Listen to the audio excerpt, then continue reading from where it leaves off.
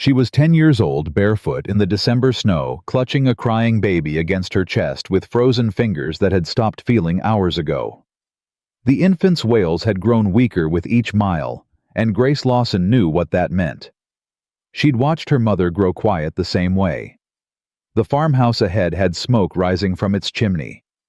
One last chance, one last door. She fell to her knees at the gate, her legs finally giving out, and whispered the only prayer she had left. Please, not her. Take me, but not her. Thank you for joining this story. If it touches your heart, please subscribe and comment with your city, so I can see how far Grace and Samuel's journey travels. Now, let their story begin. The gate hung crooked on its hinges, held together by wire and stubbornness. Grace Lawson stared at it through the blowing snow, her arms burning from the weight of the bundle pressed against her chest. Little Lily had stopped crying 10 minutes ago. That scared Grace more than the cold, more than the hunger, more than the 3 days of walking that had led her here.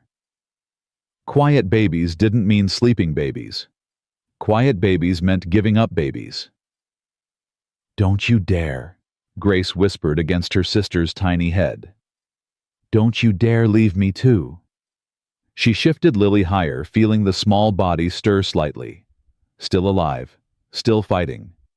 That was something. The farmhouse beyond the gate looked half dead itself.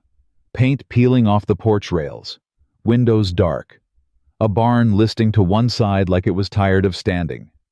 But smoke curled from the chimney thin and gray against the white sky. Smoke meant fire.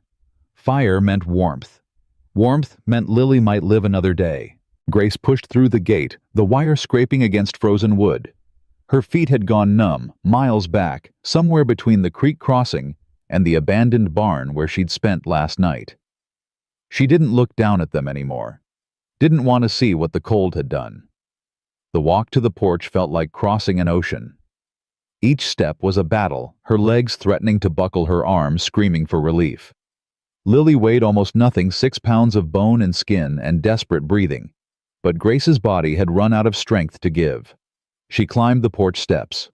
1, 2, 3. Her fist found the door. Knock, knock, knock. The sound was pathetic, weak as a sparrow's heartbeat.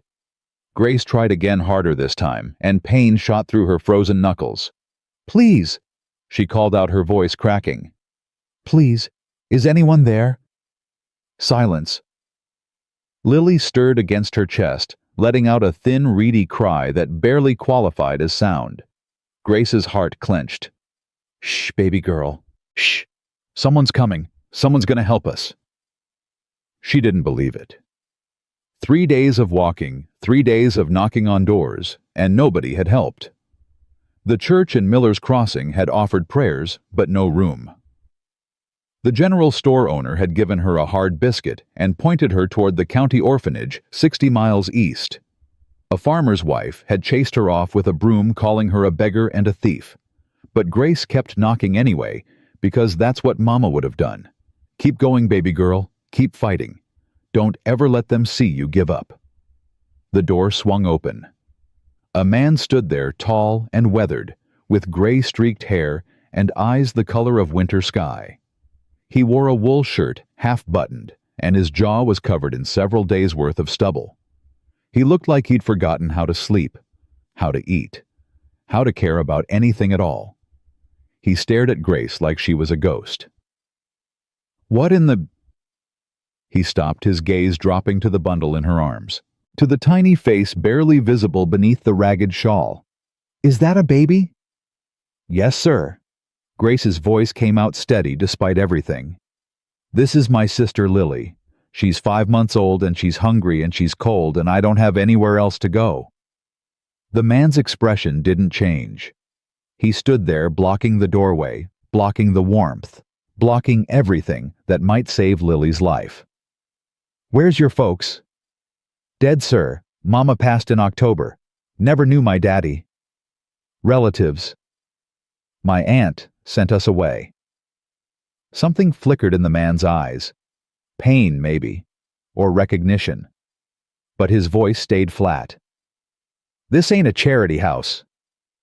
I'm not asking for charity. Grace lifted her chin, calling on every scrap of dignity she had left. I'm asking for work. I can clean. I can cook. I can mend clothes and tend animals and do whatever needs doing. I'm strong, sir. Stronger than I look. You're a child. I'm 10 years old and I've been taking care of myself and my sister since Mama got sick. That's 8 months of cooking and cleaning and surviving. Grace's arms tightened around Lily. I don't need much. Just a place to sleep and some milk for my sister. I'll earn everything else. The man's jaw worked. He looked past Grace out at the blowing snow, at the dying light of afternoon, at the world that had clearly stopped making sense to him long ago. I can't take in strays. We're not strays, sir. We're people. He flinched. Actually flinched like she'd struck him.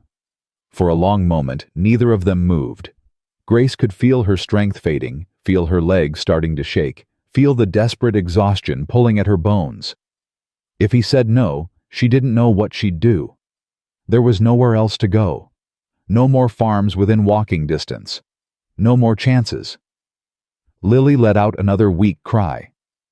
The man's eyes dropped to the baby again, and something cracked in his expression. Something he'd been holding together with wire and stubbornness, just like his gait. How long since she ate? Yesterday morning. A woman in town gave us some goat's milk, but it ran out. Yesterday? His voice sharpened. She's been without food for over a day. I tried, sir. I tried everything. But nobody would... Grace's voice broke. She forced it back together. Nobody would help us. The man stepped aside. Get in here. Now. Grace didn't hesitate. She stumbled through the doorway into warmth that felt like heaven, into a house that smelled like wood smoke and loneliness. Her legs gave out the moment she crossed the threshold, and she crashed to her knees on the wooden floor, still clutching Lily against her chest. I'm sorry, she gasped. I'm sorry, I didn't mean to... Stop apologizing. The man was already moving, crossing to the stove, grabbing a pot. When's the last time you ate? Grace tried to remember. The biscuit from the store owner 2 days ago. Before that, some scraps from a trash pile behind a hotel. I don't know, sir. You don't know. His voice was rough, but not angry. More like he was angry at something else, something bigger than her. You've been walking in this weather, with a baby, no food, no shoes. He stopped. Where are your shoes? Wore through 3 days ago. He turned around slowly, and for the first time, Grace saw the full weight of what she must look like.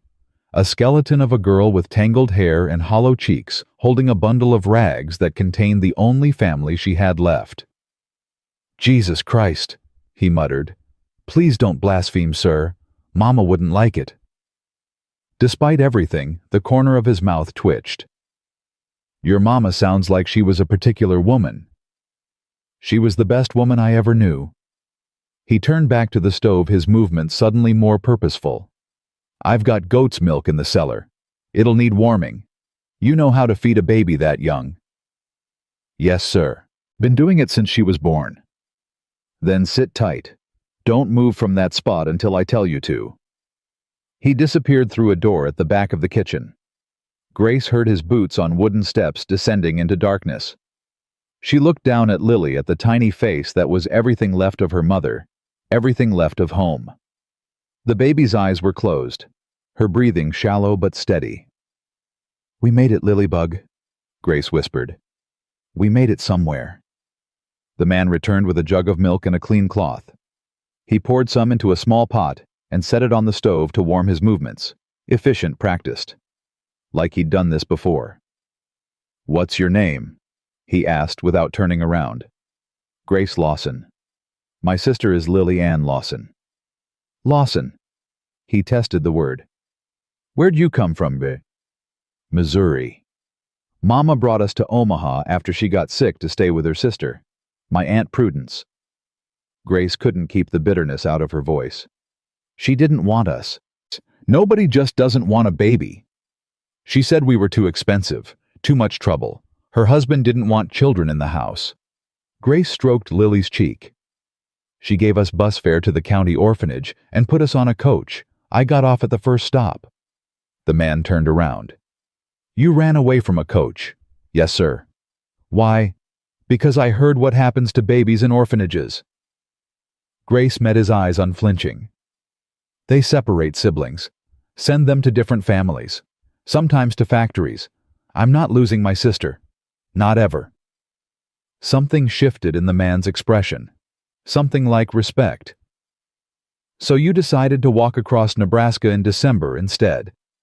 I decided to find a place where we could stay together, where I could work for our keep and Lily could be safe. Grace's chin lifted. This is the 14th door I've knocked on, sir. Yours is the first one that opened. The milk was warm. The man tested it on his wrist, the gesture so familiar, so practiced, that Grace felt her throat tighten. He handed her the pot and the cloth. Feed her. Then we'll figure out what to do with you. Grace didn't argue. She dipped the cloth in the milk and brought it to Lily's lips. The baby latched on weakly at first, then with growing strength as she realized food had finally come. Her small body relaxed, her tiny fists unclenching. Grace felt tears streaming down her face. She couldn't stop them, couldn't even try. All the fear, all the exhaustion, all the desperate hope of the past 3 days came pouring out in silent sobs. She's eating, she gasped. She's really eating. The man said nothing. He just stood there watching his weathered face unreadable. When Lily had drunk her fill and fallen into a proper sleep, the good kind with pink cheeks and steady breathing, Grace finally looked up. Thank you, sir. I don't know how to... Samuel. His voice was gruff. Name's Samuel McAllister. You can stop calling me sir. Thank you, Mr. McAllister. Just Samuel. He grabbed a chair and set it by the stove. Sit down before you fall down. Grace obeyed, sinking into the chair with Lily still cradled against her chest. The warmth of the stove seeped into her frozen bones, and for the first time in days, she felt something other than fear.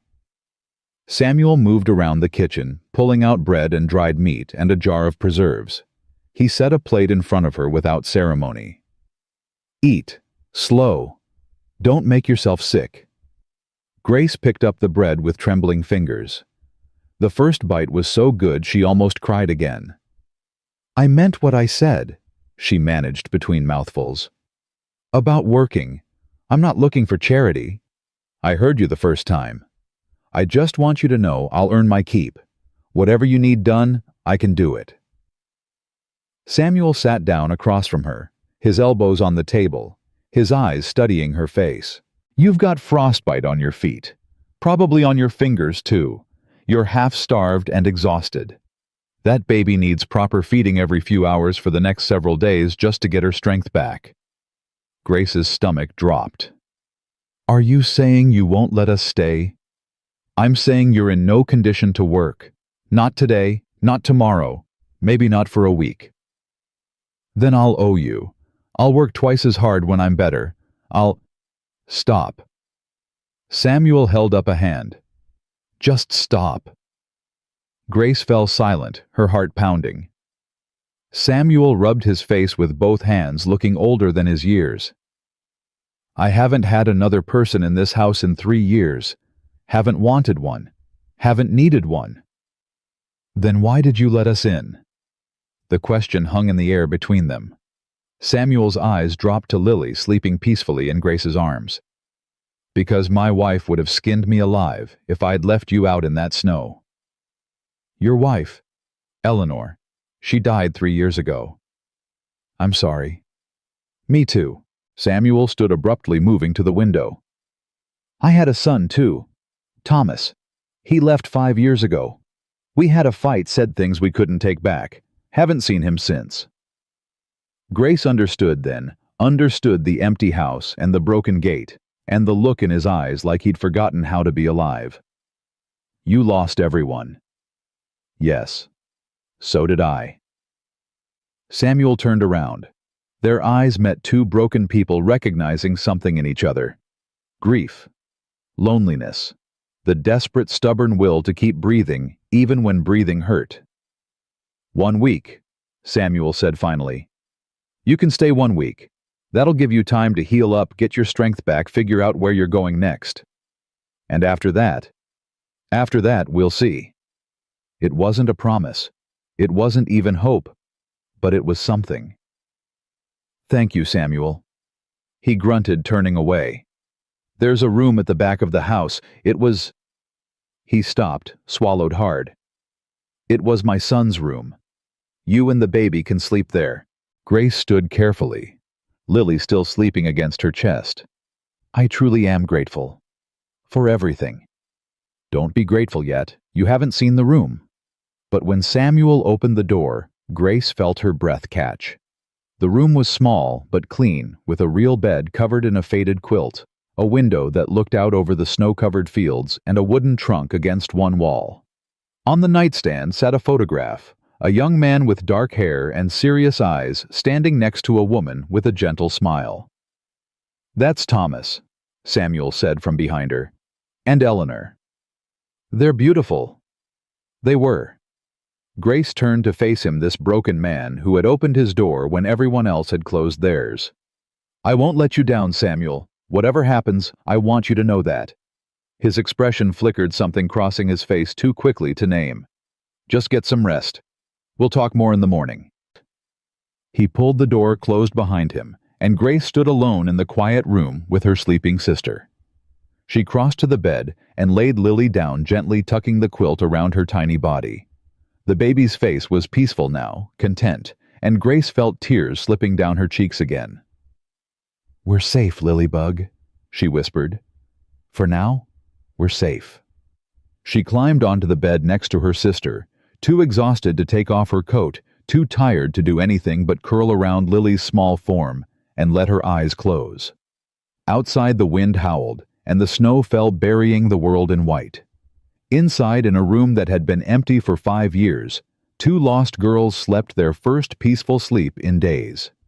And down the hall, Samuel McAllister sat by the dying fire, with his head in his hands, wondering what he had just done. The next morning came gray and cold. Grace woke before dawn, her body's habit from months of caring for Lily overriding her exhaustion. The baby was still sleeping, her breathing steady, her color better than it had been in days. Grace slipped out of bed, quietly wincing as her feet touched the cold floor. The pain was sharper now, which meant feeling was returning. Samuel had been right about the frostbite. She could see it now in the dim light, the angry red and white patches on her toes, the blisters forming on her heels. She ignored it. There was work to do. The kitchen was dark when she crept down the hallway, but she could hear movement in another part of the house. Samuel probably doing whatever farmers did before sunrise. Grace found matches and lit the stove, coaxing the coals back to life. She located the coffee and the pot, working from memory of her mother's kitchen, her aunt's kitchen, all the kitchens where she'd learned to make herself useful. By the time Samuel appeared in the doorway, the coffee was ready and Grace was wiping down the table. He stopped dead.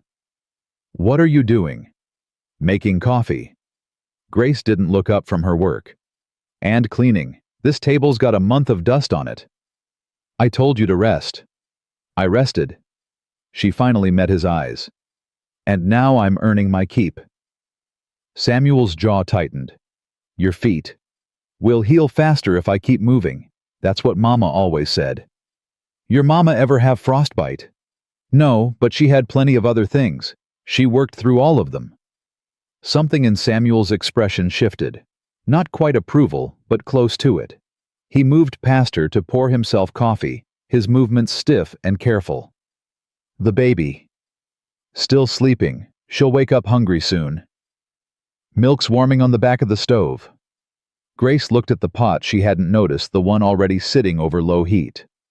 Samuel had gotten up before her, had already started preparing for Lily. Thank you, she said quietly. Don't mention it. He sat down at the table, wrapping his hands around the coffee cup. You always wake up this early? Lily needs feeding every 4 hours. After a while, your body just knows. Even when you're half dead from walking 40 miles? Especially then. Grace finished wiping the table and hung up the rag. Babies don't care if you're tired. They just need what they need. Samuel studied her over the rim of his cup. How'd you end up the one taking care of her? You said your mama got sick, but that was before the baby was born. Mama got sick right after Lily came. The birth was hard. She never really recovered. Grace's voice stayed steady, but her hands found the edge of the counter and gripped tight. I did everything I could. Kept the house clean, cooked the meals, took care of Lily so Mama could rest. But it wasn't enough. Some things aren't about enough. I know. Grace turned around to face him. I know it wasn't my fault. Mama told me that at the end. Said I'd done everything right, that she was proud of me, that I had to keep going no matter what. Her voice cracked. But sometimes knowing something and feeling it are two different things. Samuel was quiet for a long moment.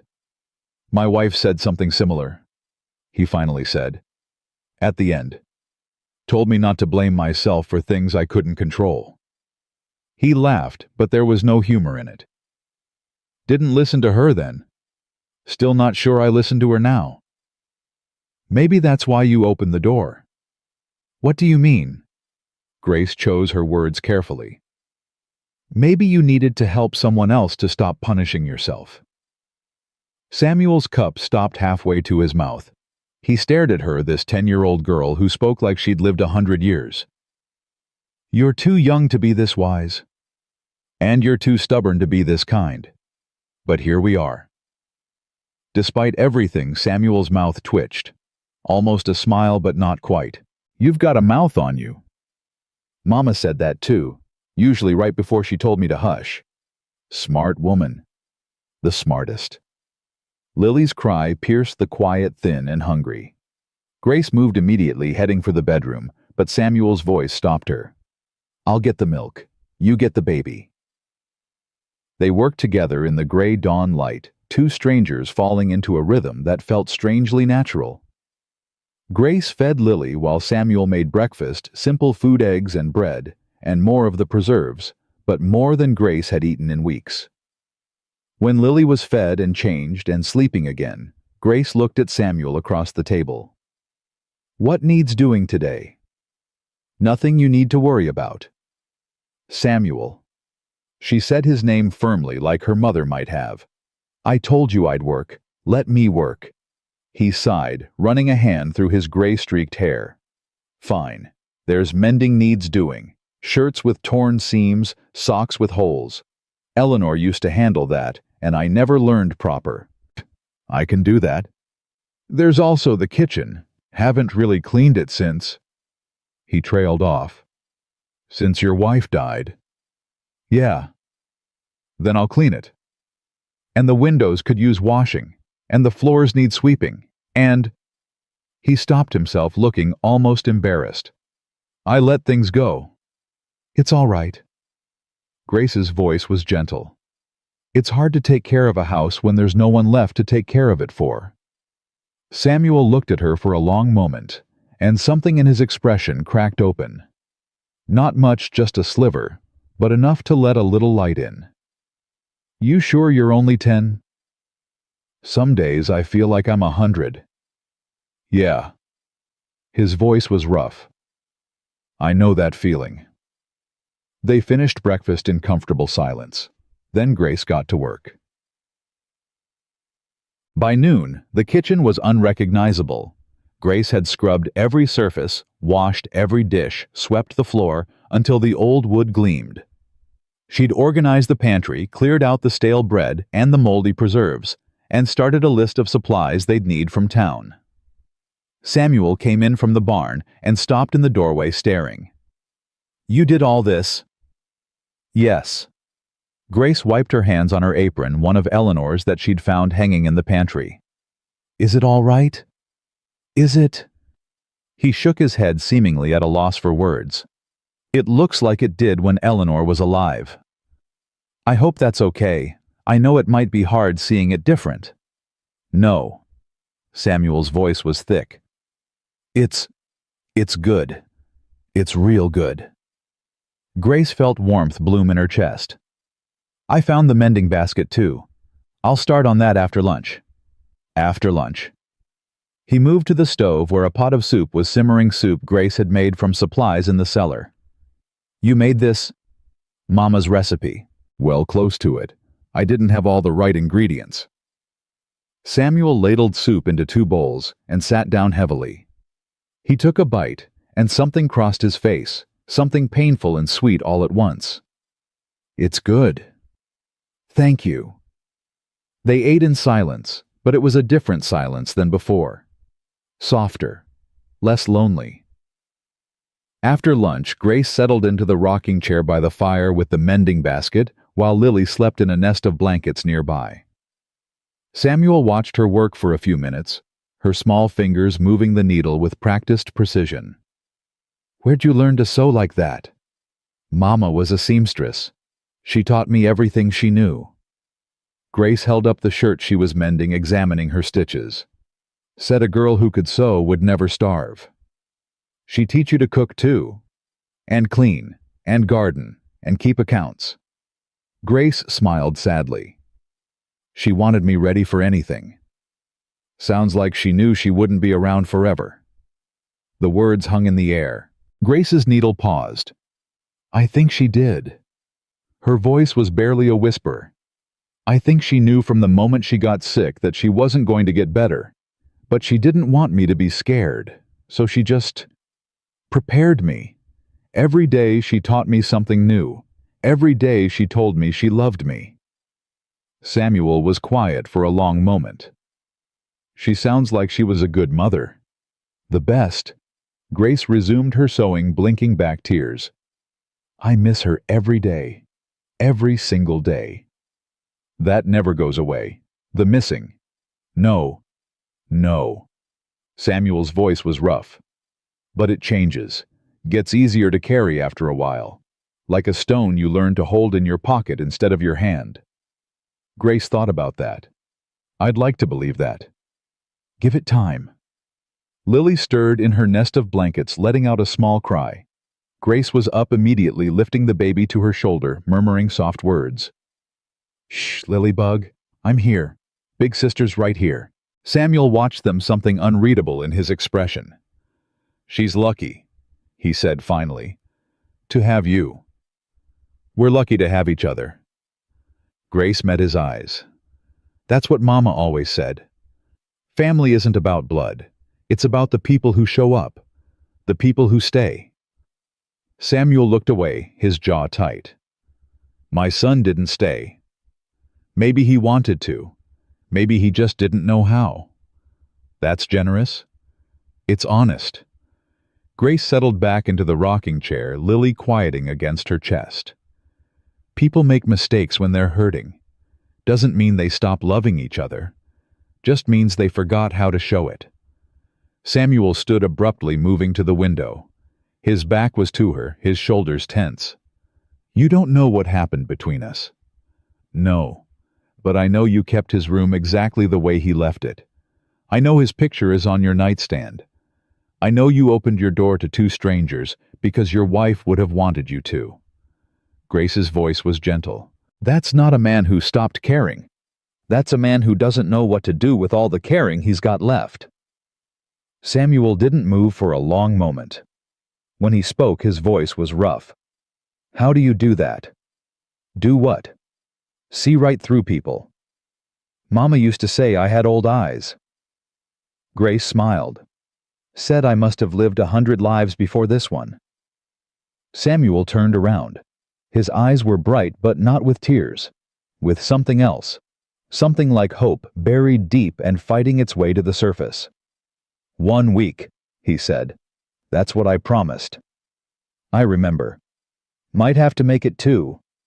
Grace felt her heart lift. "Might have to." Samuel nodded once, gruff and awkward, and headed for the door. "I'll be in the barn. Call if you need anything." "Samuel." He paused, hand on the doorframe. "Thank you. For everything." He didn't answer. But as he walked out into the cold, Grace could have sworn she saw him smile. The first week passed in a blur of work and healing. Grace's feet slowly mended the frostbite, fading from angry red to pink to normal skin. Lily grew stronger every day, her cries louder, her appetite fiercer. She started to gain weight, started to look like a proper baby, instead of a tiny fragile thing that might break at any moment. Samuel worked the farm during the day, coming in for meals, watching Grace with an expression she couldn't quite read. They talked more as the days went on, sharing stories about their lives, their losses, their hopes. Grace learned about Eleanor, about the quiet woman with the gentle smile, who had loved her husband and son with everything she had. She learned about Thomas, about the bright boy who had wanted to see the world, who had clashed with his stubborn father, until neither of them could see past their own pride. Samuel learned about Harriet, about the seamstress who had raised her daughter alone and taught her everything she needed to survive. He learned about the long illness, the difficult birth, the aunt who had looked at 2 orphaned girls and seen only inconvenience. "She'll come looking," Grace said one evening, Lily sleeping in her arms while the fire crackled low. "Aunt Prudence, she'll realize we're not at the orphanage and she'll come looking. Why would she bother? I don't know, but she will." Grace's jaw tightened. "She's not the kind of woman who likes loose ends." "Then we'll deal with her when she comes." Grace looked up, surprised. Samuel shifted in his chair, looking uncomfortable. "I meant, you don't have to face her alone, if she shows up. You'd help us, even though we're strangers." "Are you still strangers?" He met her eyes, and something in his expression made her heart clench. "Because you don't feel like strangers to me." Grace felt tears prick at her eyes. "No, you don't feel like a stranger either." Samuel nodded once, gruff and awkward, and looked away at the fire. But the words hung in the air between them, changing everything. At the end of the first week, Samuel made an announcement. "I'm going into town tomorrow. Need supplies." Grace looked up from the shirt she was mending. "Do you want me to make a list?" "Already got one, but I was thinking—" He paused, rubbing the back of his neck. "I was thinking maybe you and the baby should come. Get some fresh air. See the town. You want us to come with you?" "If you want." His voice was gruff, almost defensive. "Don't have to. Just thought, people should know you're here, in case they can help with the baby. Martha Brennan, she's got experience with infants. And there's a doctor in town case Lily needs looking at." Grace understood what he wasn't saying. If she was going to stay, she needed to be part of the community. She needed people who could vouch for her help, her stand with her if Aunt Prudence came calling. "I'd like that," she said quietly. "Thank you." Samuel nodded but didn't meet her eyes. "We'll leave at first light. Bundle up warm. Both of you." Grace watched him walk away toward his room, toward the solitude he'd wrapped around himself like armor. He was trying to help, trying to connect, trying to let them in. It wasn't easy for him. She could see that. But he was trying anyway. And that, Grace thought, was worth more than all the promises in the world. That night, after Lily was asleep and the house had fallen quiet, Grace crept out of bed and stood at the window. The moon was bright, casting silver light across the snow-covered fields. In the distance, she could see the outline of the barn, the listing fence, the crooked gate that had been her first sight of this place. 1 week ago, she had stood at that gate, with frozen feet and a dying baby begging for help. Now she was warm, fed, safe. She had a bed to sleep in and work to do, and a gruff, broken man who was slowly becoming something like family. It wasn't perfect. Nothing was perfect. Aunt Prudence was still out there somewhere. Thomas was still gone, leaving a hole in Samuel's heart that might never heal. The world was still cold and hard, and full of people who would rather close doors than open them. But Grace had learned something important in the past 8 months. Hope wasn't about perfect. Hope was about possible. And here in this small farmhouse on the Nebraska prairie, possible was more than she'd had in a long, long time. She pressed her hand against the cold glass, watching her breath fog the window. "Thank you, Mama," she whispered into the dark, "for teaching me to keep going, for teaching me to be brave." The wind answered, rattling the shutters. And somewhere in the next room, Samuel McAllister stirred in his sleep, dreaming of the family he'd lost and the family that had somehow impossibly found its way to his door. The wagon creaked through the snow, its wheels cutting fresh tracks in the white blanket that covered the road to Miller's Crossing. Grace sat on the bench seat next to Samuel Lily, bundled tight against her chest beneath her coat, both of them wrapped in a heavy wool blanket Samuel had pulled from a trunk that morning. "Cold?" Samuel asked without looking at her. "A little, but it's nice to be outside." "Been cooped up too long?" "A week isn't that long." "Felt longer." He glanced at her sideways. "House has been different, having you there." Grace wasn't sure if that was a compliment or a complaint, so she said nothing. She just watched the landscape roll by the endless white fields, broken only by occasional fence posts and the dark skeletons of bare trees. They'd been traveling for nearly an hour when the first buildings appeared on the horizon. Miller's Crossing wasn't much to look at, just a handful of structures clustered around a main street, but to Grace it might as well have been a city. After days of isolation on the farm, the sight of other people, other lives made her heart beat faster. "Stay close to me," Samuel said as they approached. "Folks around here can be particular about strangers." "I know how to handle particular folks." "I'm sure you do, but let me do the talking first." The wagon rolled down the main street past a general store, a blacksmith shop, a small church with a crooked steeple. People stopped to stare as they passed. Grace could feel their eyes on her, curious and suspicious, measuring the stranger sitting next to Samuel McAllister. Samuel pulled the wagon to a stop in front of the general store and climbed down. He came around to Grace's side and held up his hands. "Give me the baby." Then climb down. Grace hesitated. She hadn't let anyone else hold Lily since their mother died, but something in Samuel's expression, patient, steady, made her trust him. She transferred Lily carefully into his arms, watching his face as he adjusted to the slight weight. His expression softened, just for a moment. Then it was gone. "She's light," he said gruffly. "She's gaining, every day a little more." Grace climbed down from the wagon, her feet still tender, but healed enough to walk without wincing. Samuel handed Lily back, and she tucked the baby against her chest. "Ready?" he asked. "Ready." They walked into the store together. The inside smelled like coffee and leather and sawdust. Shelves lined the walls packed with everything from canned goods to bolts of fabric to farming tools. A pot-bellied stove sat in the center, radiating warmth, and several people clustered around it. Their conversation dying the moment Samuel and Grace walked in. The man behind the counter was thin and balding with spectacles perched on his nose. He straightened when he saw Samuel. "McAllister, haven't seen you in town in weeks." "Been busy." Samuel moved toward the counter, Grace following close behind. "Need supplies. I've got a list." The shopkeeper's eyes slid to Grace, then to the bundle in her arms. "Who's this Grace Lawson? She's staying with me." A murmur rippled through the people by the stove. Grace felt their stares like pinpricks on her skin. "Staying with you." The shopkeeper's eyebrows rose. "Samuel, you can't just... I can do whatever I want on my own land." Samuel's voice was flat, brooking no argument. "Now are you going to fill my order or not?"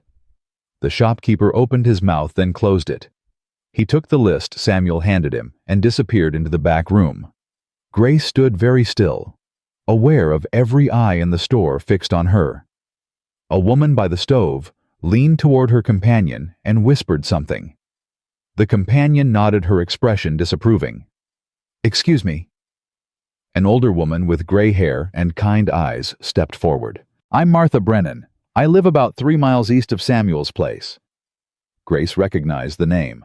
Samuel had mentioned her, the neighbor who knew about babies. "Ma'am." Grace dipped her head politely. "Samuel's told me about you." "Has he now?" Martha's eyes crinkled with warmth. "May I see the baby?" Grace hesitated, then shifted Lily so the older woman could see her face. Martha leaned in, studying the infant with practiced eyes. "She's small. How old?" "5 months." And you're her sister. I'm 10. Our mama died in October. Martha's expression softened with sympathy.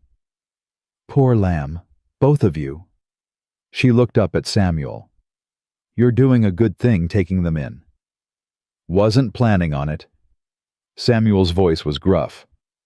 Just sort of happened. The best things usually do. Martha turned back to Grace. You need anything for that baby, you come to me. I raised 6 children and helped birth a dozen more. I know what little ones need. Thank you, ma'am. That's very kind. The whispered conversation by the stove had grown louder. Grace caught fragments. Stranger. No family. Living alone with him. Samuel heard it too. His jaw tightened. Something you want to say? He called out, his voice sharp. Because if you've got opinions about my business, I'd prefer you say them to my face. Silence fell. A thin woman with a pinched face stepped forward. We're just concerned, Samuel. You've been alone out there for 3 years. Now suddenly you've got a child living with you, and a baby. It's not proper. Not proper. Samuel's voice was cold. This girl walked 40 miles through a blizzard to save her sister's life. She showed up at my door half dead, begging for work. Not charity, work. He stepped toward the woman, and she flinched back. She's got more courage in her little finger than most of the people in this room have in their whole bodies. So don't talk to me about proper. The woman's face went red. I didn't mean... Yeah, you did. Samuel turned away from her. Grace, come on. We'll wait outside for the order. He strode toward the door, and Grace hurried after him, her heart pounding. She could feel the stairs following them, hear the whispers starting up again the moment they stepped outside. Samuel stood by the wagon, his hands clenched into fists at his sides. I'm sorry, Grace said quietly. I didn't mean to cause trouble. You didn't cause anything. His voice was rough. Small-minded people cause their own trouble. You just gave them something to talk about. Maybe it would be better if I stayed at the farm, when you come to town. No. Samuel turned to face her, his expression fierce. You don't hide because people are ignorant. You stand up straight and look them in the eye and dare them to say something. That's what Eleanor would have said, and she was right. Grace thought about her mother, about all the times Harriet had faced down landlords and creditors, and people who looked at a woman alone with a child and saw someone to take advantage of. My mama would have said the same thing. Then listen to both of them. The store door opened, and Martha Brennan emerged carrying a wrapped package. Grace, dear, I brought you something. She handed over the package. Some clothes for the baby. My youngest grandchild outgrew them. They're not new, but they're warm and clean. Grace felt tears prick at her eyes. Mrs. Brennan, I can't. You can, and you will. Martha's voice was firm but kind. We take care of each other out here. That's how we survive. Thank you. Grace clutched the package to her chest. Thank you so much. Martha smiled, then turned to Samuel. You bring these girls to church on Sunday. Let folks get to know them proper. It'll help. I haven't been to church since Eleanor's funeral. Then it's past time you went. Martha patted his arm. Eleanor would want you there. You know she would. Samuel's jaw worked, but he didn't argue. The shopkeeper emerged with their supplies, loading them into the wagon with minimal eye contact. Samuel paid in silence, then helped Grace up onto the bench seat. As they pulled away from the store, Grace looked back at Martha Brennan standing on the wooden sidewalk with her hand raised in farewell. She's nice, Grace said. She is. Her husband died about 10 years back. She knows what it's like to be alone. That's why she's kind to us. Probably. Samuel flicked the reins, urging the horses forward. Suffering either makes people cruel or makes them gentle. Depends on what's inside them to begin with. Grace thought about Aunt Prudence, about the hardness in her eyes when she'd put them on that coach. About the cold way she'd said, I've done my duty, the rest is up to you. What was inside my aunt? I don't know, but whatever it wasn't enough. They rode in silence for a while, the wagon creaking through the snow.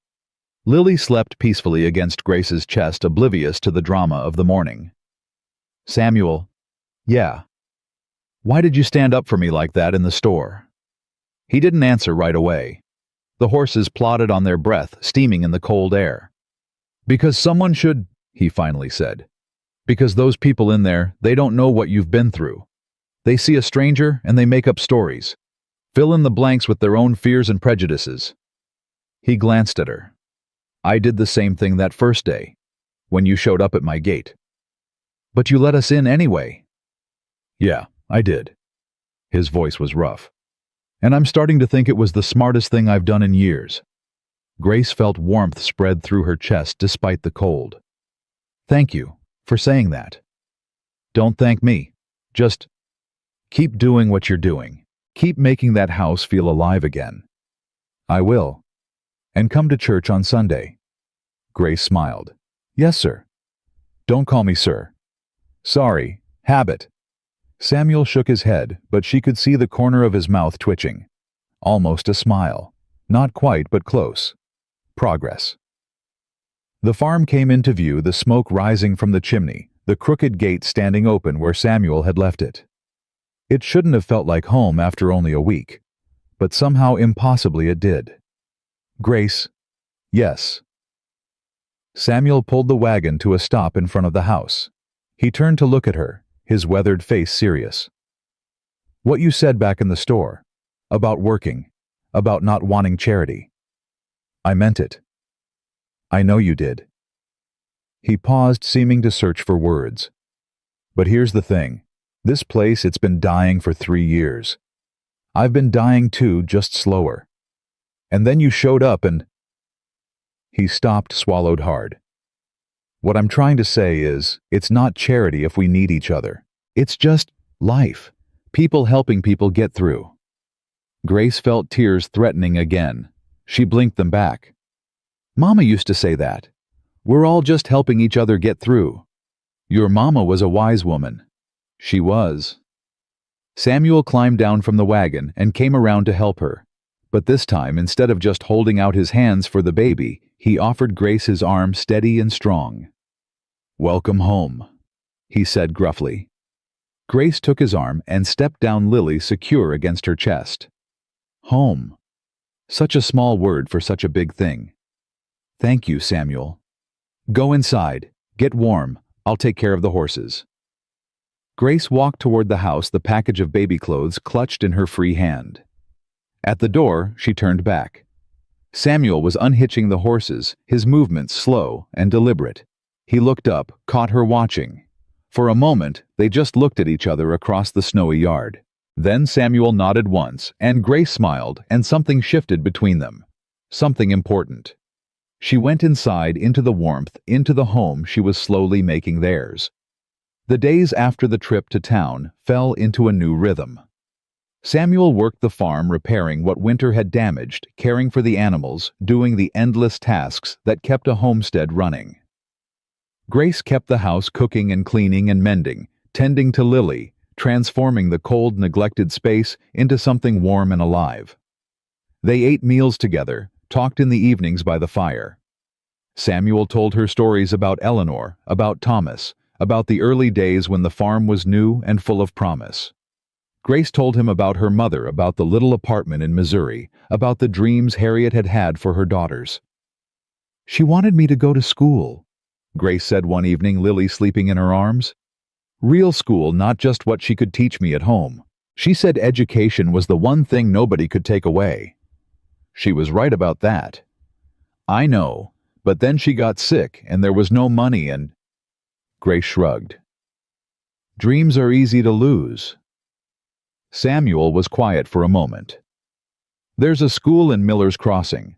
1 room, 1 teacher, but it's something. Grace looked up surprised. I couldn't leave Lily. Martha Brennan might watch her, during school hours. You'd let me go, even though it would mean less work around here. Samuel's expression was unreadable. I'd let you go because your mama wanted it, because you deserve it. He paused. And because Eleanor would have wanted it too. She always said children should have chances. All of them. Grace felt something crack open in her chest. Hope, maybe. Or something like it. Can I think about it? Take all the time you need. But Grace already knew what she'd decide. Some opportunities you didn't let slip away. Her mother had taught her that. Sunday came cold and bright, the sky a hard blue against the white fields. Samuel drove them to church in the wagon, all three of them bundled against the chill. Grace wore her best dress, the one she'd washed and mended until it almost looked new. Lily wore one of the outfits Martha had given them, soft and warm, and only slightly too big. Samuel wore a suit that had clearly been hanging in a closet for years. It was a little loose on him, like he'd lost weight since the last time he'd worn it. Grace suspected she knew when that had been. "You look nice," she said quietly as they approached the church. "I look like a fool." "You look like a man going to church with his family." Samuel's hands tightened on the reins, but he didn't correct her. The church was small white-painted boards and a steeple that leaned slightly to the left. Wagons and horses clustered outside, and people milled about the entrance, greeting each other, catching up on the week's news. They all stopped talking when Samuel's wagon pulled up. "Here we go," Samuel muttered. "Chin up," Grace whispered back. "Don't let them see you flinch." He shot her a look that might have been amusement. "Who's the adult here?" "Sometimes I wonder." They climbed down from the wagon together. Grace held Lily close, drawing strength from the baby's warm weight. Samuel offered his arm again, and she took it. They walked into church together. The whispers started immediately. Grace could hear them, feel them, but she kept her eyes forward, her chin high. Beside her, Samuel did the same, his jaw set like granite. Martha Brennan waved them over to a pew near the front. Come, sit with me." They slid into the wooden bench, Grace between Samuel and Martha. The older woman immediately leaned in to coo at Lily, and some of the tension in Grace's shoulders eased. "Don't mind them," Martha whispered. "They'll come around. And if they don't, then they're not worth your worry." The service began, and the whispers faded. The Reverend was an older man, tall and thin, with a gentle voice that carried through the small space. He spoke about community, about helping neighbors, about the bonds that held people together through hard times. Grace felt Samuel shift beside her. His hands were clasped tight in his lap, his eyes fixed on some point beyond the Reverend's head. She wondered what he was thinking, what memories were playing behind those weathered eyes. When the service ended, the Reverend made his way down the aisle greeting parishioners. He stopped when he reached their pew. "Samuel McAllister, it's been too long." "Reverend Webb." Samuel shook the man's hand. "This is Grace Lawson and her sister Lily. They're staying with me." The Reverend's eyes were kind as he looked at Grace. "I've heard about you, young lady. Quite a journey you've made." "Yes, sir." "And this must be little Lily." He peered at the baby, his face softening. "A blessing, these little ones. God sends them when we need them most." Grace thought about all the doors that had closed in her face, all the people who'd turned away. "Sometimes it doesn't feel like a blessing, sir. Sometimes it feels like a test." The Reverend nodded slowly. "That's true enough. But tests have a way of showing us who we really are." He glanced at Samuel, "And sometimes they show us what we're capable of becoming." Samuel's jaw worked, but he said nothing. The Reverend moved on, and they filed out of the church into the bright morning. People clustered in groups, talking, laughing. Some of them watched Samuel and Grace with open curiosity. Others looked away when they caught Grace's eye. "Mr. McAllister." The voice came from behind them. Grace turned to see a woman approaching, middle-aged, well-dressed, with a face that might have been handsome if not for the cold expression in her eyes. "Mrs. Harrison." Samuel's voice was flat. "I couldn't help but notice your guests." Mrs. Harrison's gaze swept over Grace and Lily with poorly concealed distaste. "It's quite unusual, a man of your age taking in a young girl. People are talking." "People are always talking. Doesn't mean they have anything worth saying." Mrs. Harrison's eyes narrowed. I'm simply concerned for the children's welfare. A farm is no place for... For what? Grace interrupted, her voice clear and steady. For orphans. For children who've got nowhere else to go. Mrs. Harrison blinked clearly, not expecting the girl to speak. Grace continued, her chin lifting. My sister and I have been walking for 3 days when Mr. McAllister took us in. 3 days in the cold with no food, no shelter, no help from anyone. Every door we knocked on, people like you closed in our faces. But Mr. McAllister opened his. I didn't mean. He gave us food. He gave us warmth. He gave my sister a chance to survive. Grace's voice shook, but she didn't stop. So, if you've got concerns about our welfare, Mrs. Harrison, maybe you should ask yourself what you did to help when we needed it. Silence fell over the churchyard. Everyone was staring. Mrs. Harrison's face went red, then white. She opened her mouth, closed it, then turned and walked away without another word. Samuel let out a breath. Well, that's one way to handle it. Was I wrong? No. He looked down at her, something like pride in his eyes. You weren't wrong at all. Martha Brennan appeared at Grace's elbow. That woman has been a busybody for 30 years. About time someone put her in her place. She squeezed Grace's arm.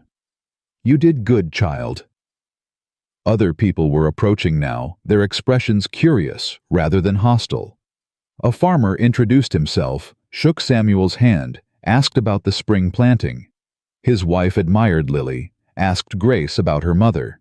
An older man clapped Samuel on the shoulder and said something about Eleanor something kind that made Samuel's eyes go bright. They stood there in the churchyard for nearly an hour, talking, connecting, being seen. By the time they climbed back into the wagon, Grace felt like something had shifted. Not all the way, not completely, but enough. That wasn't so bad, she said as they pulled away. Could have been worse. Mrs. Harrison might never speak to us again. That's a loss I can live with. Grace laughed, surprising herself. It felt strange laughing. Strange, but good. Samuel glanced at her. Been a while since I heard that sound in my house. Been a while since I had reason to make it. They rode in comfortable silence, the wagon creaking through the snow. Lily slept against Grace's chest, peaceful and content. The sky was bright, the air was cold, and somewhere behind them, a community was slowly opening its doors. Samuel. Yeah. Thank you. For taking us to church. For standing up for us. Didn't do much. You did the standing up yourself. But you were there. That mattered. He was quiet for a moment. My wife used to say that half of love is just showing up, being present when it counts. She sounds like she was wise. She was.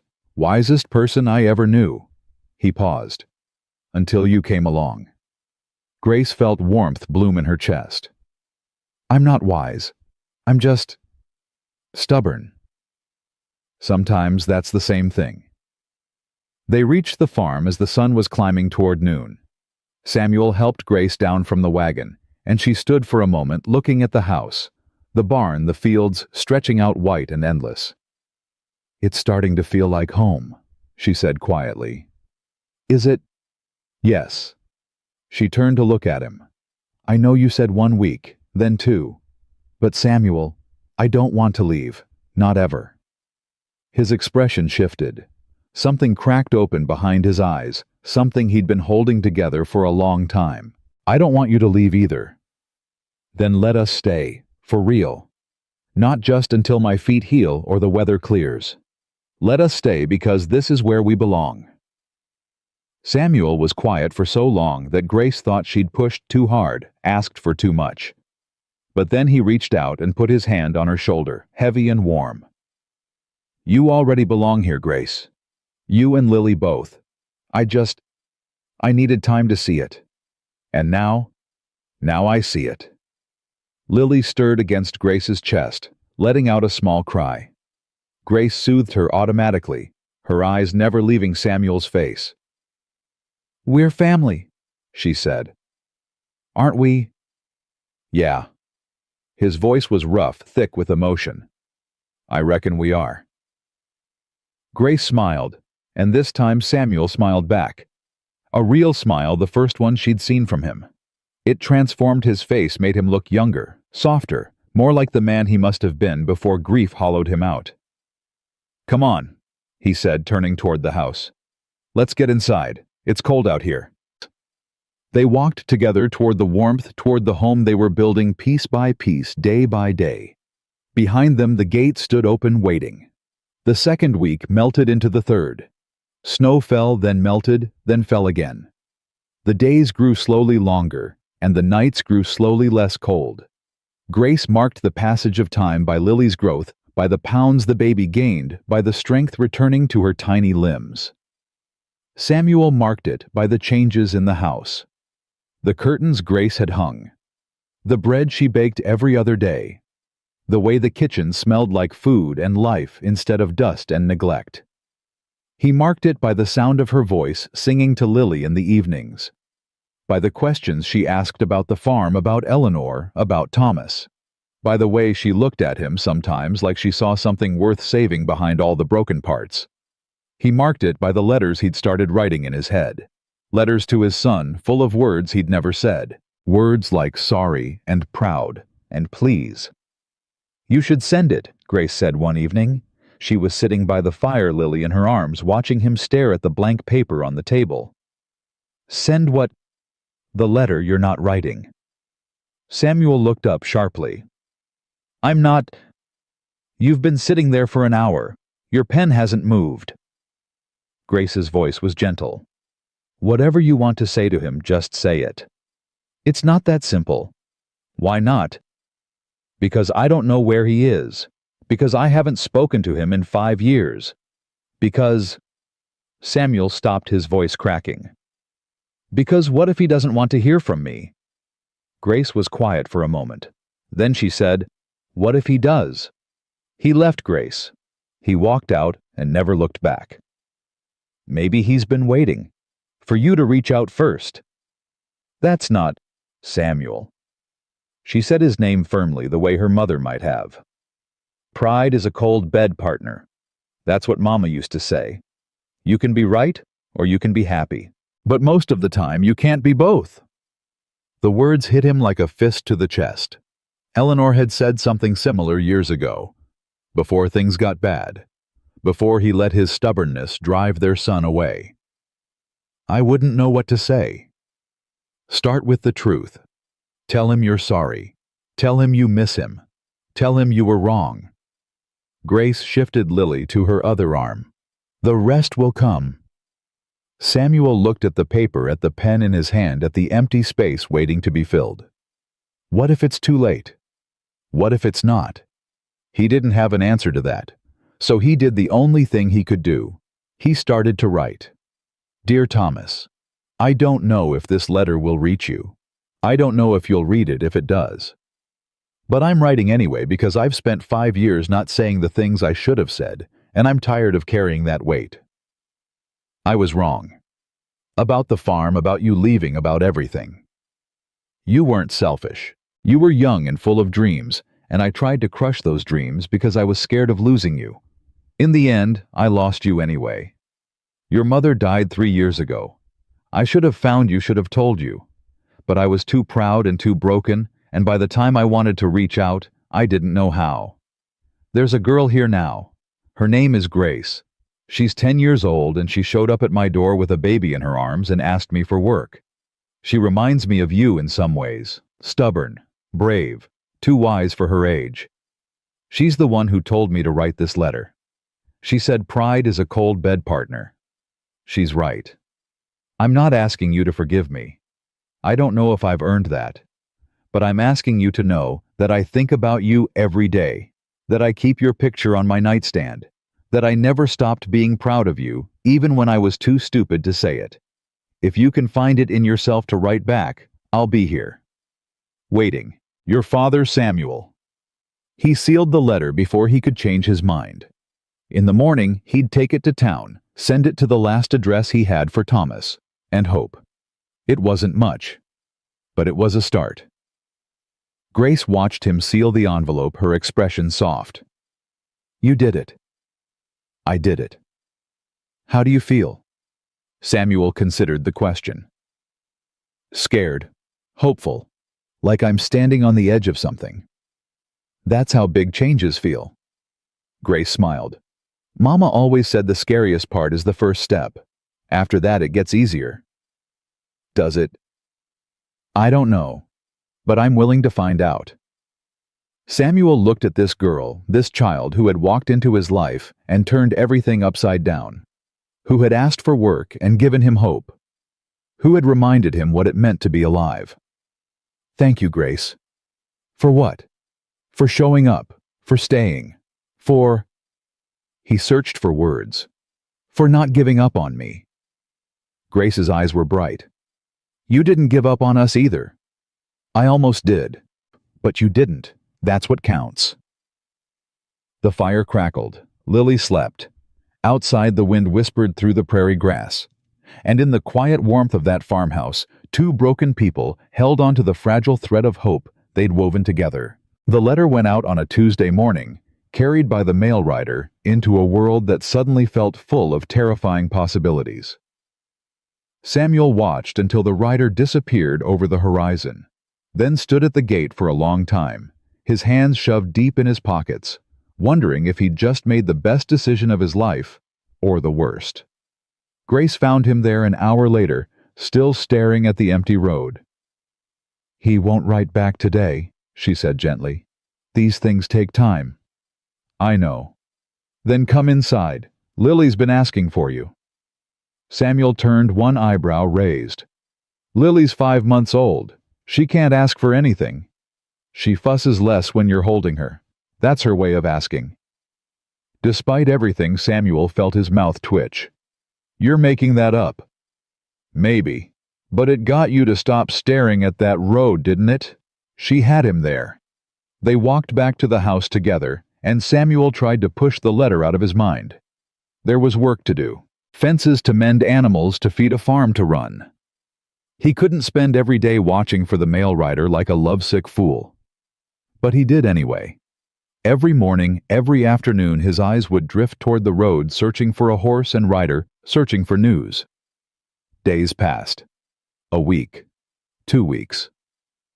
Nothing came. Grace watched him withdraw, watched the hope drain slowly from his eyes. She tried to fill the silence with chatter, with questions about the farm, with stories about Lily's small milestones. First smile. First laugh. First time grabbing Samuel's finger and refusing to let go. But she could see the doubt creeping back in the old familiar weight settling on his shoulders. He'll write, she said one evening 3 weeks after the letter went out. He just needs time. Or he threw it away. You don't know that. I don't know anything. Samuel's voice was bitter. That's the problem. Grace set down her mending and looked at him directly. You know what I know. I know that you're a good man who made mistakes and is trying to fix them. I know that your son loved you once, and love like that doesn't just disappear. I know that... A knock at the door cut her off. They both froze. Nobody knocked on Samuel's door. Nobody came to the farm unannounced. Even Martha Brennan sent word ahead when she planned to visit. Samuel rose slowly, his hand moving instinctively toward the rifle mounted above the fireplace. Stay here, he murmured to Grace. Keep Lily quiet. He crossed to the door and pulled it open. A man stood on the porch, tall and broad-shouldered, with dark hair and eyes the color of strong coffee. He wore a city coat and carried a leather bag, and he looked like he'd been traveling for days. Samuel's heart stopped. Thomas. Hello, Father. The silence stretched between them, heavy with 5 years of distance. Samuel couldn't move, couldn't speak, couldn't do anything but stare at the son he'd thought he'd lost forever. Thomas shifted his weight. I got your letter. I see that. Can I come in? Samuel stepped aside, his legs moving on instinct while his mind struggled to catch up. Thomas walked past him into the house, his eyes sweeping the room, taking in the changes. His gaze landed on Grace, standing by the fireplace with Lily in her arms. "You must be Grace." Grace nodded, her expression cautious. "And you're Thomas. Samuel's told me about you. Has he—" Thomas looked at his father. "I wasn't sure he remembered I existed." The words hit Samuel like a slap. "Thomas, I'm not here to fight." Thomas held up a hand. "I've done enough of that. I came because—" He stopped, swallowed hard. "I came because your letter was the first thing you've said to me in 5 years that sounded like the father I remember." Samuel felt his throat close up. "I should have written sooner." "Yeah, you should have. I was proud, stubborn, convinced you were right." Thomas's voice was flat, but something flickered in his eyes. "I know. I was the same way." Grace cleared her throat softly. "I should give you two some privacy. Come on, Lily. Let's go check on the chickens." "In the dark?" Samuel asked. "Chickens don't mind." Grace moved toward the door, pausing beside Thomas. "He's been watching the road every day since he sent that letter. Waiting for you. I thought you should know." She slipped outside before Thomas could respond, taking Lily and her quiet wisdom with her. Father and son stood alone in the firelight. "She's something," Thomas said finally. "She is. Your letter said she showed up with a baby, asked for work." "That's right." Thomas shook his head slowly. "And you let her stay. The man who couldn't let his own son pursue his dreams opened his door to a stranger." "She wasn't a stranger." The words came out before Samuel could stop them. "Not after the first day. She was just— She needed help, and I needed—" He stopped, unable to finish. "Needed what?" Samuel looked at his son, at the man Thomas had become, and felt all the words he'd held back for 5 years pressing against his chest. "I needed a reason to stop dying," he said quietly. "And she gave me one." Thomas's expression shifted. The hardness cracked just a little, revealing something softer underneath. "Mom died," he said. "You said in your letter. 3 years ago." "Yes." "Why didn't you tell me—" "I tried to find you. Wrote to the last address I had. Letter came back undeliverable. I moved. Several times." Thomas's voice was thick. "I should have told you. You didn't owe me anything, not after how we left things." "That's not true." Thomas stepped closer, his eyes bright. "You were my father. She was my mother.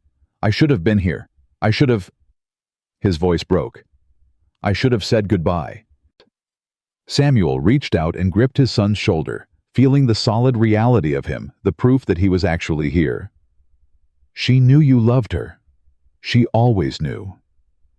"Did she know I was sorry for leaving?" "She knew." Samuel's voice cracked. "She wrote to you, didn't she, about a year after you left?" Thomas nodded. "She told me to come home. I was too proud." "Pride runs in this family." "Yeah." Thomas let out a breath that was almost a laugh. "I noticed." They stood there for a long moment, two stubborn men who'd wasted 5 years being angry at each other. Finally, Samuel spoke. "I'm sorry, Thomas, for everything. For trying to keep you here when you needed to go. For not listening. For letting my fear push you away. I'm sorry too, for leaving the way I did, for not coming back when Mom got sick, for being so damn angry for so long." "Where do we go from here?"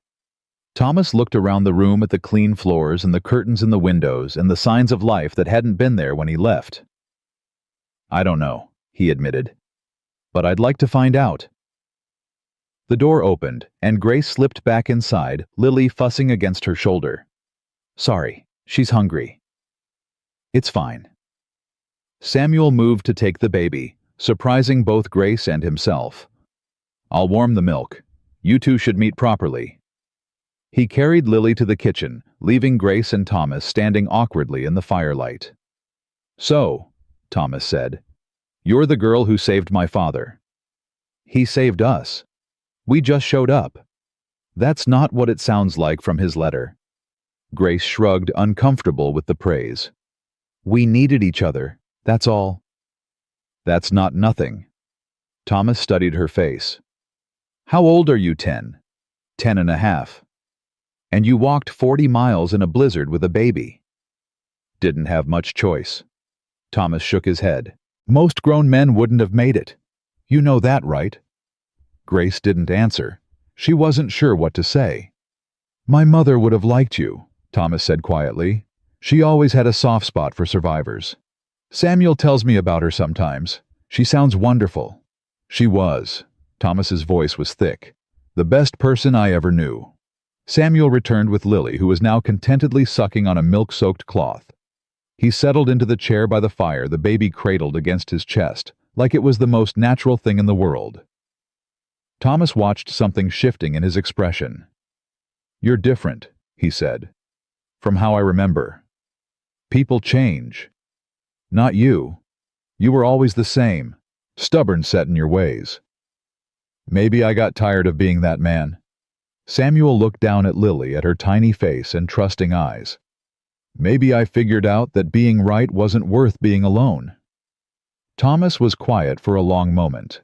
Then he moved to the chair across from his father and sat down heavily. "I've been in Chicago," he said, "working construction, saving money." "For what?" "I wasn't sure at first, just felt like I should be building something, working toward something." Thomas met his father's eyes. "Now I think maybe I was waiting for you to ask me to come home." Samuel's throat tightened. "I'm asking now." "I know." "And?" Thomas looked around the room again at the home he'd fled 5 years ago. At Grace, standing quietly by the door with her arms wrapped around herself. At his father holding a baby like he'd been doing it all his life. "I've got things to settle in Chicago, a job to quit, an apartment to clear out." Samuel's heart sank. "I understand. But after that," Thomas paused. "After that, I'd like to come back, if you'll have me." The words hit Samuel like sunlight after a long winter. He couldn't speak, couldn't do anything but nod, his eyes burning. Grace smiled, small and quiet. "I'll make up the spare room." "You don't have to. It's no trouble." She moved toward the hallway. "Besides, your family. Family takes care of each other." She disappeared down the hall, leaving the word hanging in the air between father and son. Family. Thomas cleared his throat. She really is something. She really is. "How'd you get so lucky?" Samuel looked down at Lily, at the baby, who had come into his life wrapped in rags and desperation, who had somehow become as precious to him as breath. "I opened a door," he said simply. She did the rest. The next 3 days were the strangest and best of Samuel's life. Thomas stayed sleeping in the room that had once been his, walking the land he'd grown up on, rediscovering the father he'd left behind. They talked, really talked for the first time in years. About Eleanor, about the farm, about all the things they'd never said when they had the chance. Thomas visited his mother's grave, a simple marker on the hill behind the house, and Samuel stood beside him while he wept. Grace kept her distance, sensing that this was something father and son needed to do alone. But she was always there in the background, keeping the house running, keeping Lily fed, keeping the fragile peace from shattering. On the third night, Thomas made an announcement. "I need to go back to Chicago, settle my affairs." Samuel nodded, his chest tight. "How long?" "A month, maybe less." "And then?" "Then I come home." Thomas met his father's eyes. "For good this time." "You mean that?" "I mean it." They shook hands, then awkwardly embraced. It was stiff and uncomfortable and perfect. "Take care of them while I'm gone," Thomas said, pulling back. "Grace and Lily, they're important." "I know."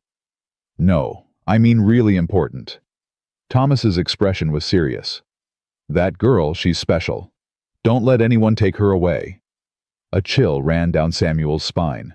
Why would anyone take her away? She mentioned an aunt in Omaha, someone who sent her away. Prudence Whitfield. That's the one. Thomas frowned. People like that, they don't stay gone forever, especially not when they think they've got a claim. Samuel thought about Grace's words from weeks ago. She'll come looking. Aunt Prudence. She'll realize we're not at the orphanage, and she'll come looking. I'll protect them, he said firmly. Whatever it takes. Good. Thomas gripped his shoulder. Because something tells me you're going to have to. The morning Thomas left, Grace stood on the porch with Lily in her arms, watching Samuel say goodbye to his son. Travel safe, Samuel said. I will. Write when you get there. I'll write. They stood there, two men who'd spent 5 years apart and 3 days finding their way back to each other. I love you, son. The words came out rough, unpracticed. Samuel couldn't remember the last time he'd said them out loud. Thomas's eyes went bright. I love you too, Dad. Then he climbed onto his horse and rode away toward the road toward Chicago, toward the life he was leaving behind. Samuel watched until he disappeared, then turned to find Grace standing beside him. He'll come back, she said. I know. You don't look like you know. I'm trying to believe it. Grace shifted Lily to one arm and slipped her free hand into his. It was such a small gesture, a child's gesture, but it anchored him somehow, kept him from floating away on the tide of fear and hope. Believe it, she said. He's coming back. We're staying. Everything's going to be all right. Samuel looked down at their joined hands, at this girl who'd walked into his life and turned everything upside down. How do you know? Because we found each other. Grace smiled. And that's not nothing. That's everything. 2 weeks after Thomas left, the trouble came. Grace was in the kitchen kneading bread dough when she heard the wagon approaching. It was too early for the mail rider, and Martha Brennan always sent word before visiting. Her hands stilled. Samuel. He appeared in the doorway, already reaching for his coat. I heard it. Are you expecting anyone? No. They went to the window together, watching as a hired wagon rolled up the long drive. A woman sat in the back, dressed in city clothes, her face pinched and cold. Grace's stomach dropped. It's her, she whispered. It's Aunt Prudence. Samuel's hand found her shoulder, heavy and warm. Stay inside. Let me handle this. But, Grace, stay inside. She nodded, though every instinct screamed at her to run, to hide, to grab Lily and disappear into the prairie. Samuel walked out onto the porch. His shoulders squared, his face hard. Prudence Whitfield climbed down from the wagon with the help of a man Grace didn't recognize. Her eyes swept over the farm, dismissive and calculating. Mr. McAllister, I presume. Mrs. Whitfield, can't say I'm pleased to meet you. Prudence's lips thinned. I see you've been expecting me. Grace said you might come looking. Didn't believe her at first. Figured any woman who'd abandoned children in winter wouldn't bother tracking them down. I didn't abandon anyone. I made arrangements. You put them on a coach to an orphanage in December. I did what I had to do. Prudence's voice was cold. Now I've come to collect what's mine. Nothing here is yours. Those children are my sister's daughters, my blood. I have legal rights. Samuel's jaw tightened. Rights you gave up when you sent them away. I've reconsidered. Prudence stepped forward, her eyes hard. The girls will come with me. Over my dead body. Grace couldn't stay inside any longer. She pushed through the door, Lily clutched against her chest. You don't want us, she said, her voice shaking. You never wanted us. So why are you here? Prudence's expression flickered. Grace, you're looking better. Because someone actually took care of us, fed us, kept us warm. Grace lifted her chin. Something you didn't bother to do. I had no choice. You had plenty of choices. You chose to send us away. This isn't the time for childish dramatics. Prudence's voice sharpened. You're coming with me. Both of you. Now. No. You don't get to say no. I'm your guardian. You're not her guardian, Samuel interrupted. Not anymore. Prudence turned to him, her eyes narrowing. What are you talking about? I filed for legal guardianship 2 weeks ago. Judge Morrison in the county seat has the papers. Samuel's voice was flat. As of now, Grace and Lily are in my custody pending a hearing. Prudence's face went white, then red. You can't do that. I already did. I'll fight it. You're welcome to try. They faced each other, two forces of will colliding. Grace watched her heart pounding Lily's small body warm against her chest. Finally, Prudence spoke. This isn't over, Mr. McAllister. Those girls belong with family, real family. And when I prove that in court, you'll have nothing. Real family doesn't abandon children in winter, Samuel said quietly. Real family shows up. Real family fights. I've done both. Prudence's mouth twisted. She turned to Grace, her expression cold. You'll regret this, girl. Choosing a stranger over your own blood. He's not a stranger. Grace's voice was steady now, her fear transforming into something harder. He's my family. And you never will be. Prudence stared at her for a long moment. Then she turned and climbed back into the wagon. I'll see you in court, she called as the wagon pulled away. All of you. Samuel and Grace watched until the wagon disappeared over the horizon. Then Samuel turned to her, his face pale but determined. We need a lawyer. Can we afford one? We'll find a way. He put his arm around her shoulders, pulling her close. Whatever it takes, Grace, I'm not losing you. Grace leaned into him, feeling his strength, his warmth, his fierce, stubborn love. You won't, she whispered. I promise. The fight was coming, but for the first time in her life, Grace Lawson wasn't facing it alone.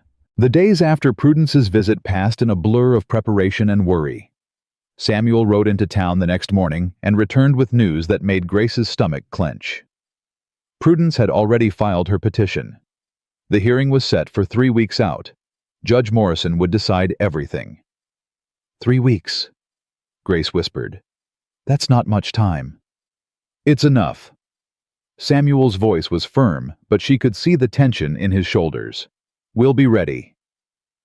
Martha Brennan arrived that afternoon, her face grave but determined. She'd heard about Prudence's visit from the wagon driver who'd stopped at the general store to water his horses and spread gossip. The whole town's talking, Martha said, settling into a chair while Grace poured coffee. Most folks are on your side, Samuel. They've seen how those girls have flourished here. Most folks don't sit on the judge's bench. No, but their testimony might help. Martha leaned forward. I'll speak for you. So will Reverend Webb. The Coopers, the Hendersons, even old Tom Richter said he'd come to court if it would help. Grace felt tears prick her eyes. They'd do that for us. Child, you've been here less than 2 months, and you've already become part of this community. Martha reached over and squeezed her hand. That counts for something. Samuel was quiet for a long moment. When he spoke, his voice was rough. I don't know how to thank you, Martha. Don't thank me yet. We haven't won anything. She stood brushing off her skirt. Now let's talk strategy. What exactly are we up against? They spent the rest of the afternoon planning.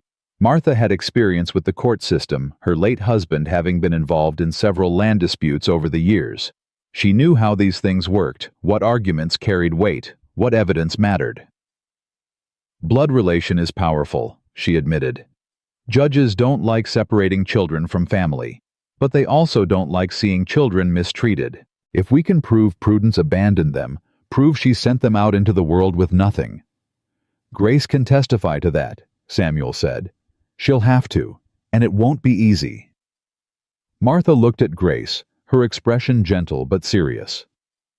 They'll try to twist your words, child, make you doubt yourself, make you seem ungrateful or difficult. Can you handle that? Grace thought about the long walk through the snow, the doors that had closed in her face, the desperate hope that had kept her moving when everything else had given out. "I can handle anything," she said. For Lily. The letter arrived 4 days before the hearing. Samuel was in the barn when the mail rider came. Grace took the envelope, her heart hammering when she saw the Chicago postmark. She ran to find Samuel waving the letter above her head. "It's from Thomas. It came." Samuel wiped his hands on his pants and took the envelope. His fingers trembled slightly as he opened it. Grace watched his face as he read, watched the emotions play across his weathered features.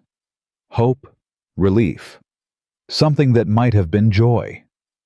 "He's coming," Samuel said, his voice cracking. "He settled his affairs early. He'll be here day after tomorrow." Before the hearing. 2 days before. Grace threw her arms around him the way she might have hugged her father if she'd ever known him. Samuel stiffened for just a moment, then his arms came around her, holding her tight. "We're going to be all right," she whispered against his chest. "All of us." "Yeah." His voice was rough. "I'm starting to believe that." Thomas arrived on a cold, clear morning, stepping off the train at Miller's Crossing, with a bag in one hand and a thick folder of papers in the other. Grace watched from the wagon as Samuel walked toward his son. They embraced on the platform, awkward but real. Then Thomas turned and saw her. "Grace." He smiled, and it transformed his serious face. "You're looking well." "So are you." She climbed down from the wagon, Lily bundled against her chest. "What's in the folder?" "Insurance." Thomas held it up. "I've got a friend in Chicago, a lawyer. He helped me gather some information about Mrs. Prudence Whitfield." Samuel frowned. "What kind of information?" "The kind that might help us win." They rode back to the farm, Thomas explaining as they went. His lawyer friend had connections in Omaha, people who knew Prudence and her husband. The picture they'd painted wasn't pretty. "Prudence's husband, Walter, he's in financial trouble," Thomas said. "Bad investments, gambling debts. They've been selling off assets for months." "What's that got to do with Grace and Lily?" "Think about it, Father." Thomas's voice was grim. "Why would a woman who didn't want 2 orphans suddenly come looking for them? Why now?" Grace felt cold, despite the blanket wrapped around her. "She wants something." "She wants money." Thomas pulled a document from the folder. "I did some digging. Your mother Grace, your grandmother on her side, owned property in Missouri, land that passed to Harriet when the grandmother died. Mama never mentioned any land. She might not have known, or she might have been waiting until you were old enough to understand." Thomas handed her the document. "According to the county records, that land now belongs to you and Lily, both of you as Harriet's surviving children." Grace stared at the paper, trying to make sense of the legal language. "I don't understand." "Prudence does." Samuel's voice was hard. "That's why she wants you back. Not because you're family, because you're valuable." "It's not about the land itself," Thomas continued. "The property isn't worth much, just a few acres of farmland, but there's been talk of the railroad expanding through that area. If that happens, whoever controls your inheritance could sell to the highest bidder." Grace felt sick. "She doesn't want us. She wants what we can give her." "I'm sorry, Grace." "Don't be." She straightened, something hardening in her chest. "Now we know the truth. Now we can fight." The night before the hearing, Grace couldn't sleep. She lay in bed, Lily peaceful beside her, staring at the ceiling and trying to quiet the fear that churned in her stomach. Footsteps in the hallway. A soft knock. "Grace?" Samuel's voice quiet. "You awake?" "Yes." He pushed the door open and stood there, silhouetted against the lamplight from the hall. "Thought you might want company." "I'm all right." "No, you're not." He crossed to the bed and sat on the edge, his weight making the mattress dip. "Neither am I." They sat in silence for a moment. Lily made a small sound and settled again. "What if we lose?" Grace whispered. "We won't. But what if we do? What if the judge decides blood matters more than anything else?" Samuel was quiet for a long moment. Then he said, "Do you remember what you told me that first night when I asked why you came to my gate?" Grace nodded. "I said I saw the gate was broken but still standing. I thought you might understand." "I didn't at the time. Understand, I mean. But I think I do now." Samuel turned to look at her, his eyes bright in the darkness. "We're both broken, Grace. You, me, this whole farm. But we're still standing, and that's not nothing." "It's everything," Grace whispered. "It's everything," he agreed. "So whatever happens tomorrow, whatever that judge decides, you remember that. We're still standing, and we'll keep standing no matter what." Grace reached out and took his hand, her small fingers wrapping around his calloused ones. "I'm scared, Samuel." "I know, me too.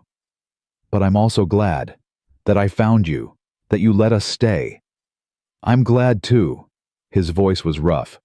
"More than I know how to say." They sat there until Lily stirred for her midnight feeding, until the fear had faded to something manageable. Then Samuel stood, squeezed Grace's hand one more time, and went back to his room. Grace fed her sister in the darkness, humming the lullaby her mother used to sing. And for the first time since Prudence's visit, she felt something like peace. The courthouse was bigger than Grace expected, a solid brick building that dominated the center of the county seat. People milled about outside, more people than Grace had ever seen in one place. She gripped Samuel's hand as they climbed the steps, Lily in her other arm. Thomas walked beside them, the folder of documents clutched under his arm. Martha Brennan had arrived earlier with Reverend Webb, and they waited at the top of the stairs. "Ready?" Samuel asked. Grace nodded. "Ready?" They walked inside. The courtroom was stuffy and crowded. Prudence sat on one side with her lawyer, a slick-looking man in an expensive suit. She didn't look at Grace when they entered. Didn't acknowledge her at all. Good, Grace thought. Let her pretend I don't exist. I'll make sure the judge knows different. Judge Morrison called the hearing to order. He was an older man with sharp eyes and a stern face, and he looked at both parties with equal suspicion. Prudence's lawyer spoke first, painting a picture of a devoted aunt who had taken in her orphaned nieces out of duty and love. He talked about the difficult circumstances, the impossible choices, the pain of separation. Grace listened, her stomach churning. He made it sound so reasonable, so kind. Then it was their turn. Thomas stood. "Your Honor, I'd like to present evidence that Mrs. Whitfield's motives are not as pure as her counsel suggests." He laid out the documents, the financial records, the property claims. He explained about the land in Missouri, about the railroad rumors, about the timing of Prudence's sudden interest in her nieces. Prudence's face went white, then red. Her lawyer objected repeatedly, but Judge Morrison allowed the evidence. Then Grace was called to testify.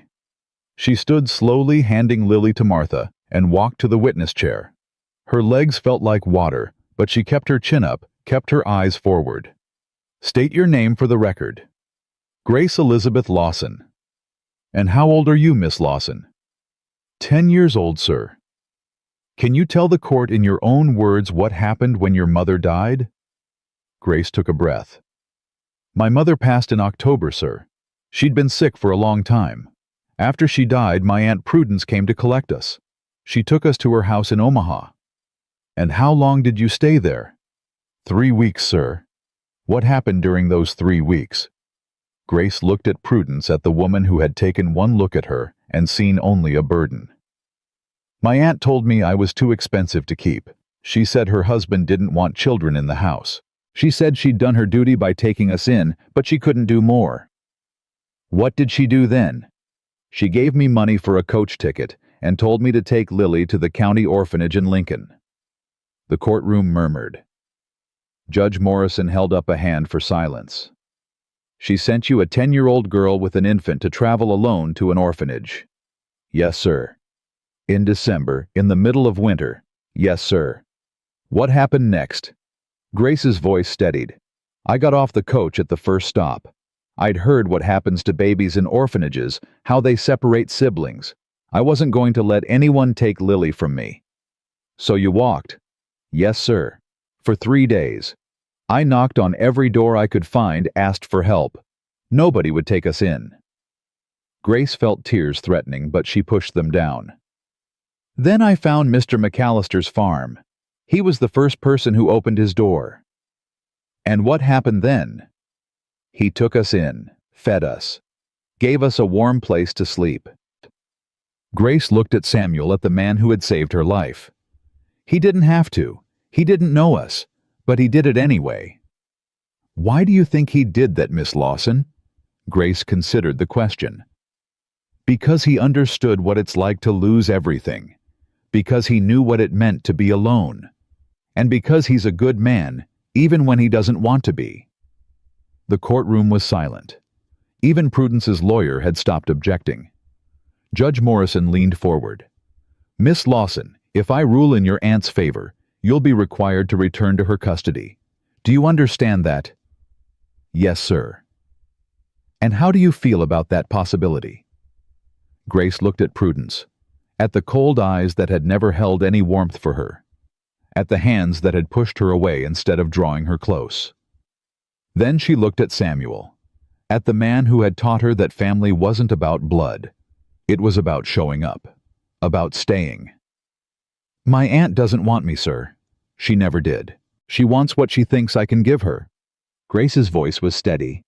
But Mr. McAllister, he doesn't want anything from me except for me to be happy, to be safe, to have a chance. That's quite a statement from a 10-year-old. I've had to grow up fast, sir. My mama always said I had old eyes. Judge Morrison studied her for a long moment. Then he nodded. You may step down, Miss Lawson.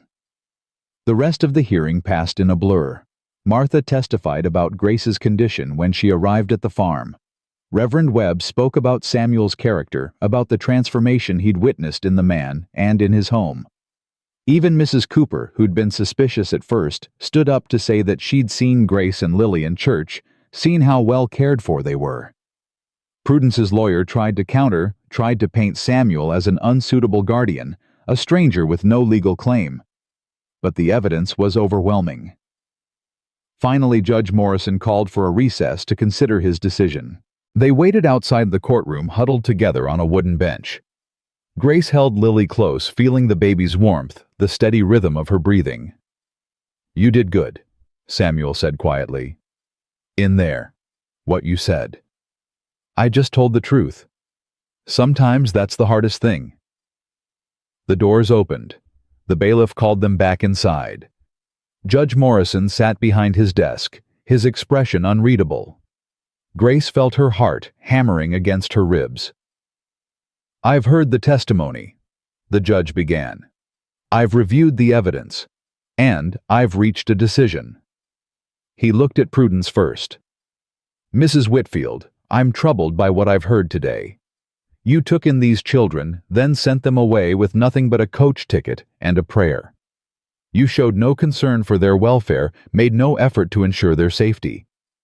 And now you come before this court, claiming you want them back, when the evidence suggests your motives are financial rather than familial. Prudence's face went pale. Her lawyer started to rise, but she pulled him back down. The judge turned to Samuel. Mr. McAllister, you're not a perfect man. You've made mistakes. You let your pride drive away your own son. But you also opened your door to 2 children who had nowhere else to go. You gave them food, shelter, safety. You gave them a home. He paused and Grace held her breath. The law places great weight on blood relations. But the law also recognizes that children deserve more than a name and a claim. They deserve love, care, a chance to grow. Judge Morrison straightened in his chair.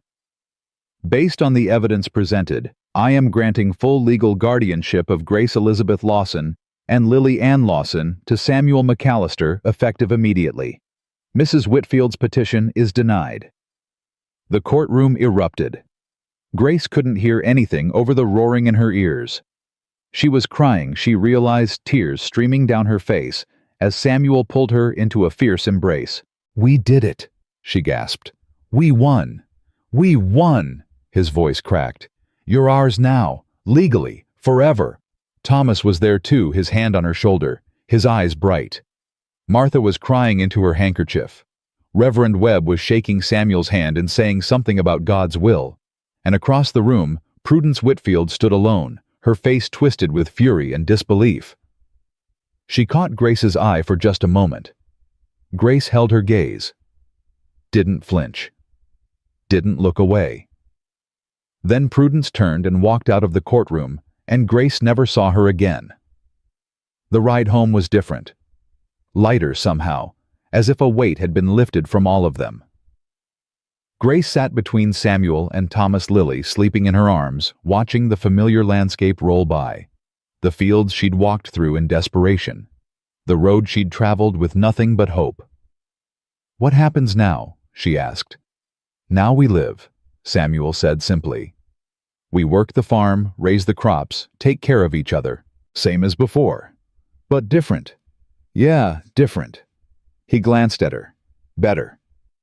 When they reached the farm, Martha and the others were already there setting up a celebration in the yard. Tables had been brought out loaded with food. Lanterns hung from the porch. Half the town seemed to have shown up. Grace stared at the gathering, overwhelmed. "They did all this for us?" "For all of us," Martha said, appearing at her elbow. "This community takes care of its own. And you're one of us now, Grace. Officially."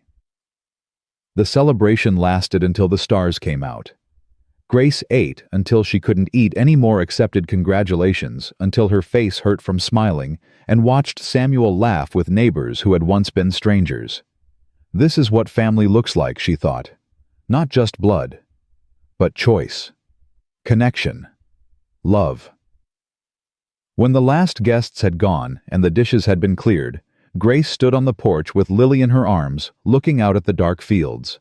Thomas came to stand beside her. "Big day." "The biggest." "How do you feel?" Grace considered the question. "Safe," she said finally.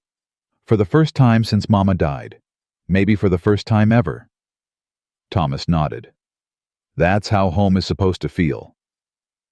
"Is that why you came back? Because it feels safe?" "Partly." He was quiet for a moment. "Mostly I came back because I realized something in Chicago. All those years I spent running away, building a life somewhere else, I was trying to prove I didn't need this place. Didn't need my father." He shook his head. "But the truth is, I was just scared.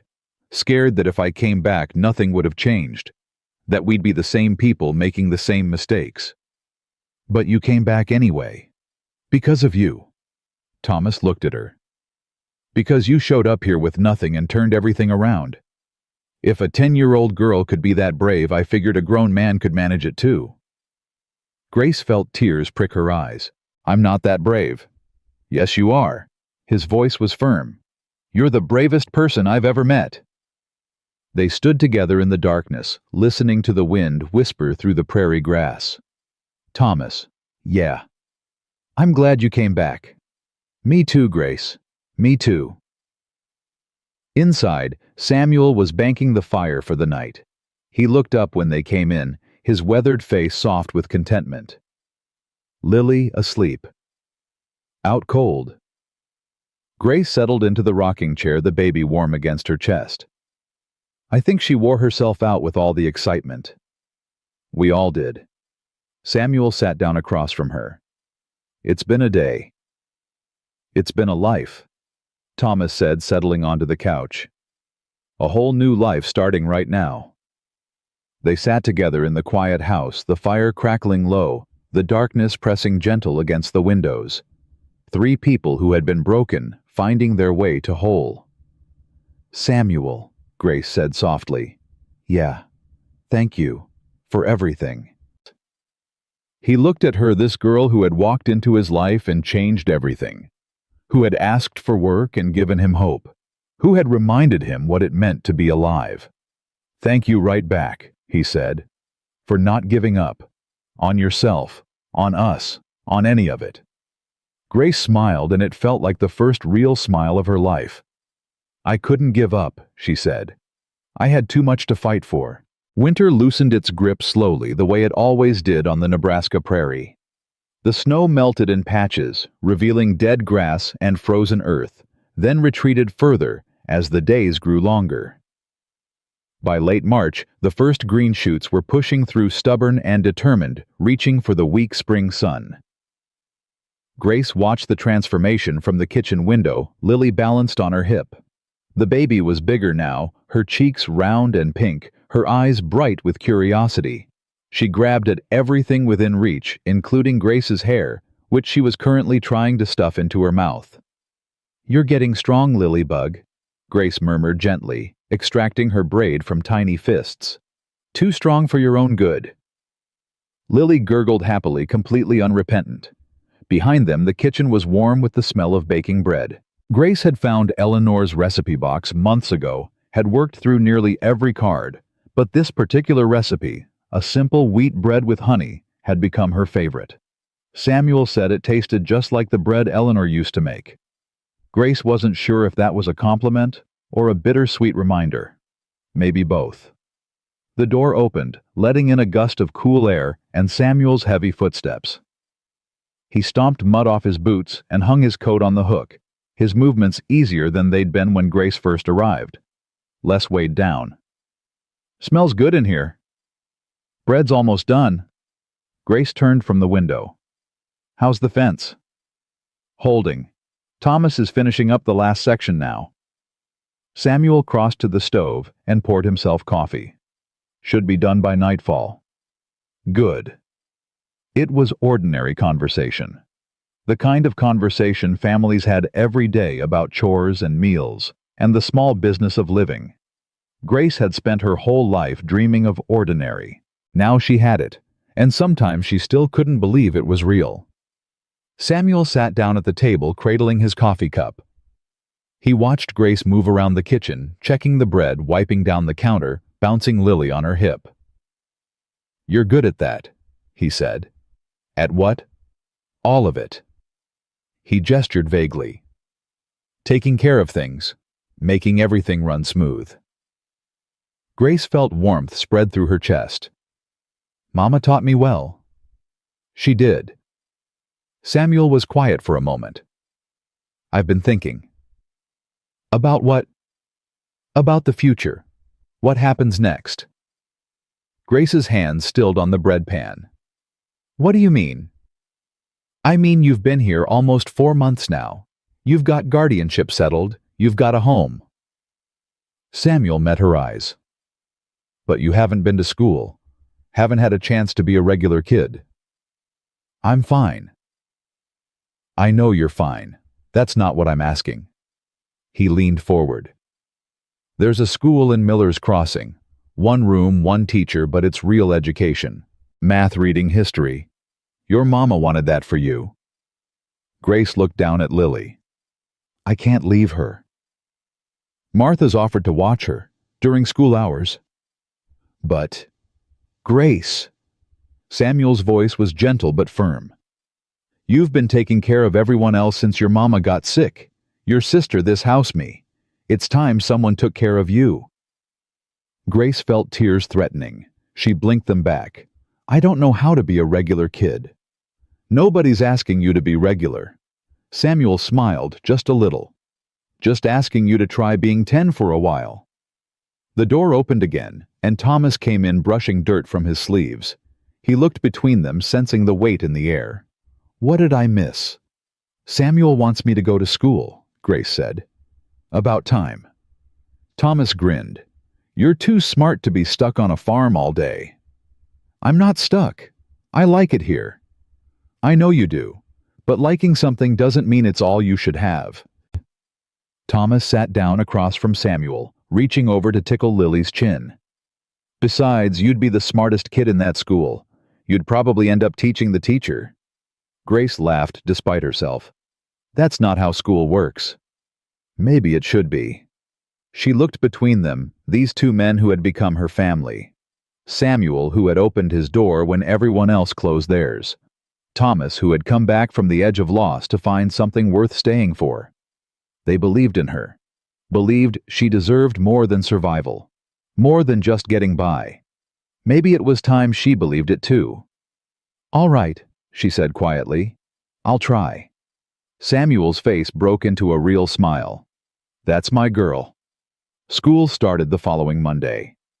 Grace walked into the one-room schoolhouse with her heart pounding and her hands trembling, convinced that everyone would see her for what she was: an outsider, an orphan, a girl who didn't belong.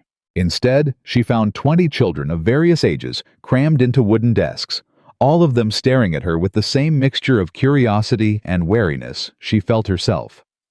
The teacher, a young woman named Miss Peterson, welcomed her warmly. "Class, this is Grace Lawson. She'll be joining us from now on." A few whispers, a few pointed looks, but no one laughed. No one sneered. Grace took her seat and tried to breathe. The morning passed in a blur of lessons and recitations. Grace discovered she was ahead in reading, behind in arithmetic, and somewhere in the middle for everything else. Miss Peterson didn't seem bothered by any of it. "You'll catch up," she said during the lunch break. "You've got a quick mind, I can tell." "How can you tell?" "The way you watch everything. Take it all in." Miss Peterson smiled. "Most children your age are too busy fidgeting to really see what's in front of them. You see everything." Grace wasn't sure if that was a compliment or not, but it felt good to be noticed for something other than her circumstances. At recess, a girl named Sarah approached her. She was about Grace's age, with freckles and red hair and a gap between her front teeth. "You're the one living with Mr. McAllister, right? The girl who walked through the blizzard." Grace tensed. "Yes." "That's the bravest thing I ever heard." Sarah's eyes were wide with admiration. "My pa said you nearly died. Said you had frostbite on your feet and everything." "It wasn't that bad." "Liar." But Sarah was grinning. "Come on. I'll show you where we play at recess. There's a creek behind the schoolhouse, and if you're careful, you can catch frogs." Grace found herself smiling back. "I've never caught a frog." "Then you haven't lived. Come on." They ran off together, and for the first time in longer than Grace could remember, she felt like a regular kid. The weeks passed, and Grace settled into a new rhythm. School in the mornings, chores in the afternoons, evenings by the fire with Samuel and Thomas. Lily grew bigger every day, crawling now, getting into everything. The house rang with her babbling and her laughter sounds that had been absent for too long. Samuel started taking on more work in town, his reputation spreading as a man who could fix anything, build anything, make broken things whole. He'd rebuilt the church, steps reinforced the general store's sagging floor, even helped the Hendersons raise a new barn after theirs burned down. "You're becoming a pillar of the community," Thomas teased one evening. "Next thing you know, they'll be asking you to run for mayor." God forbid. But Samuel was smiling.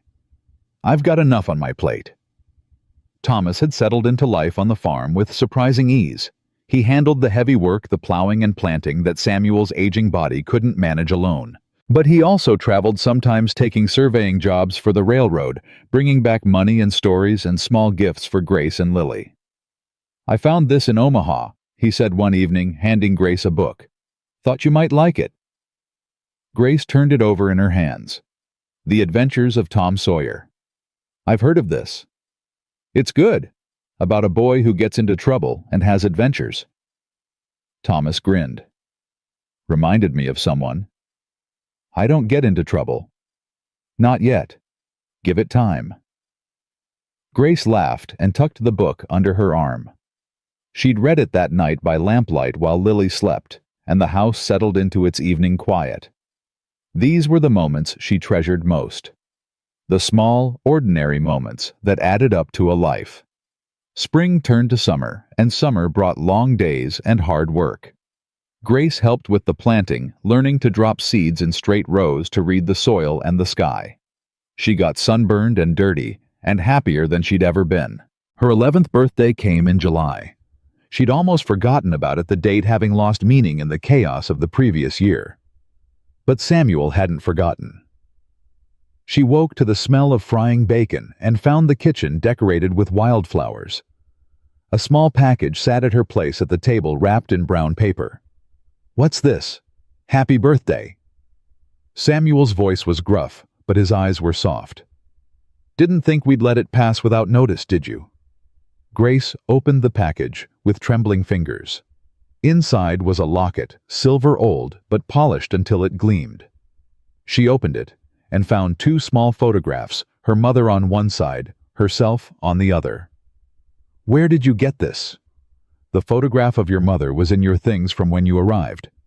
Had the tinsmith in town make copies small enough to fit." Samuel cleared his throat. "The locket was Eleanor's. She'd have wanted you to have it." Grace couldn't speak. She held the locket against her chest and felt tears streaming down her face. "I know it's not much. It's everything." She threw her arms around him, holding tight. "Thank you. Thank you." Thomas appeared in the doorway, Lily on his hip. "Is she crying? It's her birthday. She's not supposed to cry on her birthday." "Happy tears," Grace managed. "The best kind." "Well, in that case, wait until you see what's outside." Grace followed them to the porch, wiping her eyes, and stopped dead. A horse stood in the yard. Not one of the farm horses, but a small chestnut mare with a white blaze on her forehead and kind, gentle eyes. "Her name's Penny," Thomas said. "She's yours." "Mine. Every girl should have a horse." Samuel's voice was rough. "Eleanor always said so." Grace walked down the steps in a daze. The mare nickered softly and pushed her nose against Grace's hand, velvet soft and warm. "She's beautiful," Grace whispered. "She's steady, good-tempered, perfect for learning to ride." Thomas grinned. "I'll teach you if you want." "I want." Grace stroked the mare's neck, still unable to believe this was real. "I want all of it." "Then it's yours." Samuel came to stand beside her. "All of it. The horse, the farm, the family. It's yours, Grace, for as long as you want it." She looked up at him, at this man who had been so broken when she found him, who had somehow put himself back together and helped her do the same. "Forever," she said. "I want it forever." "Then forever it is." The guardianship papers had made it official. The birthday gifts made it feel real. But the moment that changed everything, the moment Grace knew in her bones that she was truly home, came on an ordinary evening in late August. They were sitting on the porch watching the sunset behind the fields. Samuel in his rocking chair, Thomas on the steps. Grace between them with Lily in her lap. The baby was drowsy, her head heavy against Grace's chest. "I've been thinking," Grace said into the comfortable silence. "About what?" "About names." She paused, her heart pounding. "About what I should call you." Samuel's rocking chair stilled. Thomas turned to look at her. "I've been calling you Samuel." Grace continued, her voice barely above a whisper. "And that's fine. It's your name. But I was wondering—" She swallowed hard. "I was wondering if maybe I could call you something else."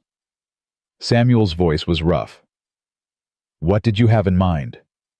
Grace looked at him, at the weathered face, and the kind eyes, and the hands that had fed her and sheltered her, and never once let her down. "Pa," she said. "I'd like to call you Pa, if that's all right." The silence stretched. Grace felt her courage faltering, felt the fear of rejection creeping in. Then Samuel reached over and took her hand. His grip was strong, steady, warm. "I'd like that," he said, his voice cracking. "I'd like that a lot." Grace felt tears spilling down her cheeks. "Really? Really?" He squeezed her hand. "You're my daughter, Grace. In every way that matters. Have been since the day you walked through that gate." Thomas cleared his throat. "Does this mean I'm a brother now officially?" Grace laughed through her tears. "I guess it does." "Good," he grinned. "I always wanted a little sister to boss around."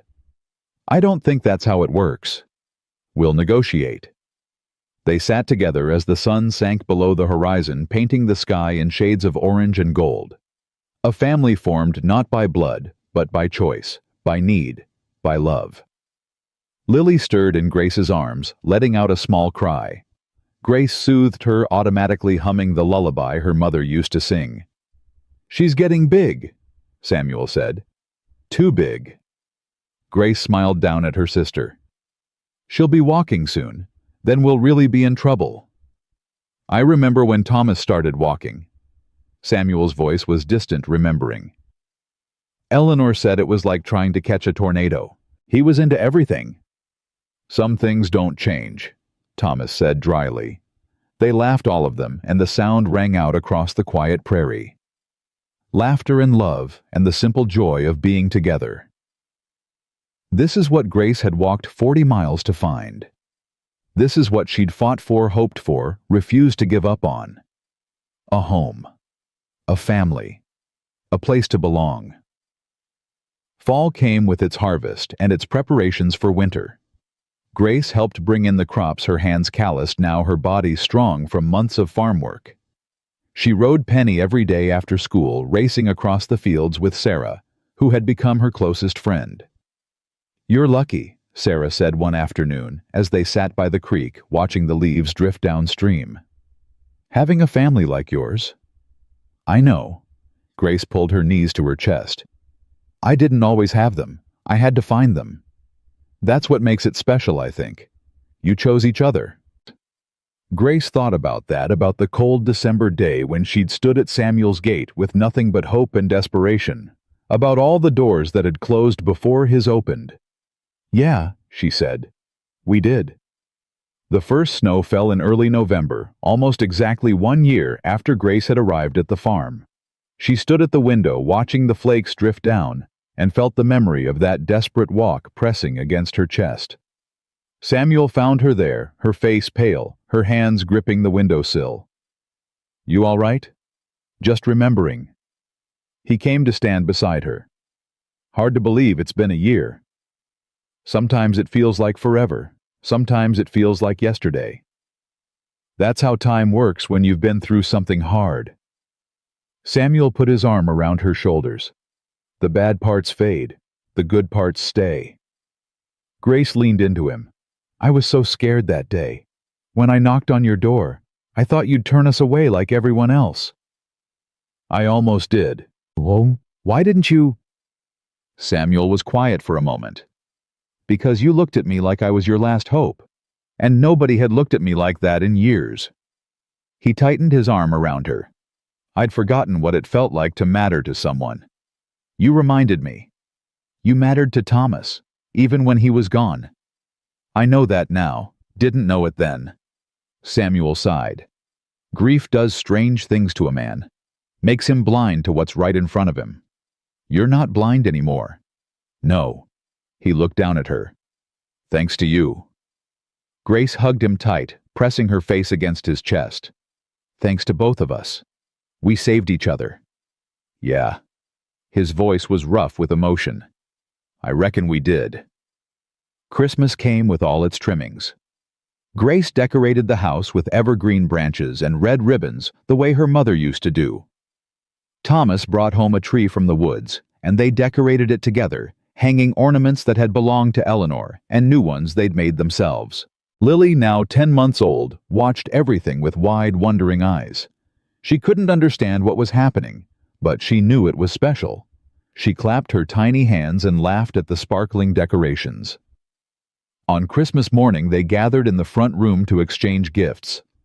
Grace had saved her egg money for weeks to buy presents: a new pipe for Samuel, a warm scarf for Thomas, a soft doll for Lily. In return, she received more books, a new dress Martha had sewn, and a wooden box Thomas had carved with her initials on the lid. "For your treasures," he said. "Everyone needs a place to keep their treasures." Grace thought about the locket around her neck, the photographs of her mother, the letters she'd saved from the early days when she was learning to trust. "Thank you," she said, her voice thick, "for everything." "Thank you," Samuel replied. for giving us something to celebrate again." They ate dinner together, the four of them, at a table laden with food and love. Grace looked around at their faces, at Lily, banging her spoon, at Thomas, stealing an extra roll, at Samuel, watching everything with quiet contentment. This was her family. This was her home, and she would never take it for granted. The years that followed brought changes, as years always do. Grace grew from a child into a young woman, her old eyes seeing more and more of the world. She finished school at the top of her class, and Miss Peterson said she could become a teacher herself if she wanted. Lily grew too, from a baby into a toddler, into a bright, curious child who asked questions about everything and feared nothing. She had no memory of the desperate walk that had brought them here, no knowledge of how close they'd come to losing everything. To her, Samuel was simply Pa, and Thomas was simply her brother, and the farm was simply home. "She's lucky," Thomas said one evening, watching Lily chase fireflies in the yard. "She'll never know what it was like before." "That's what we wanted," Grace replied. "That's what we fought for." "I know. It's just strange sometimes, remembering how it used to be." Grace looked out at the farm, at the fields that were green and thriving, at the gate that stood straight and strong. Samuel had rebuilt it years ago, but he'd kept the old wire coiled and hung in the barn. "So we remember," he'd said when she asked why, "where we started, how far we've come." She understood now. The wire was a reminder that broken things could be mended, that gates could open as easily as they closed. That hope was worth holding on to, even when everything seemed lost. "Grace," Thomas's voice pulled her back. "Sorry, just thinking." "About what?" "About the day I arrived, standing at that gate, not knowing if anyone would help us. And now,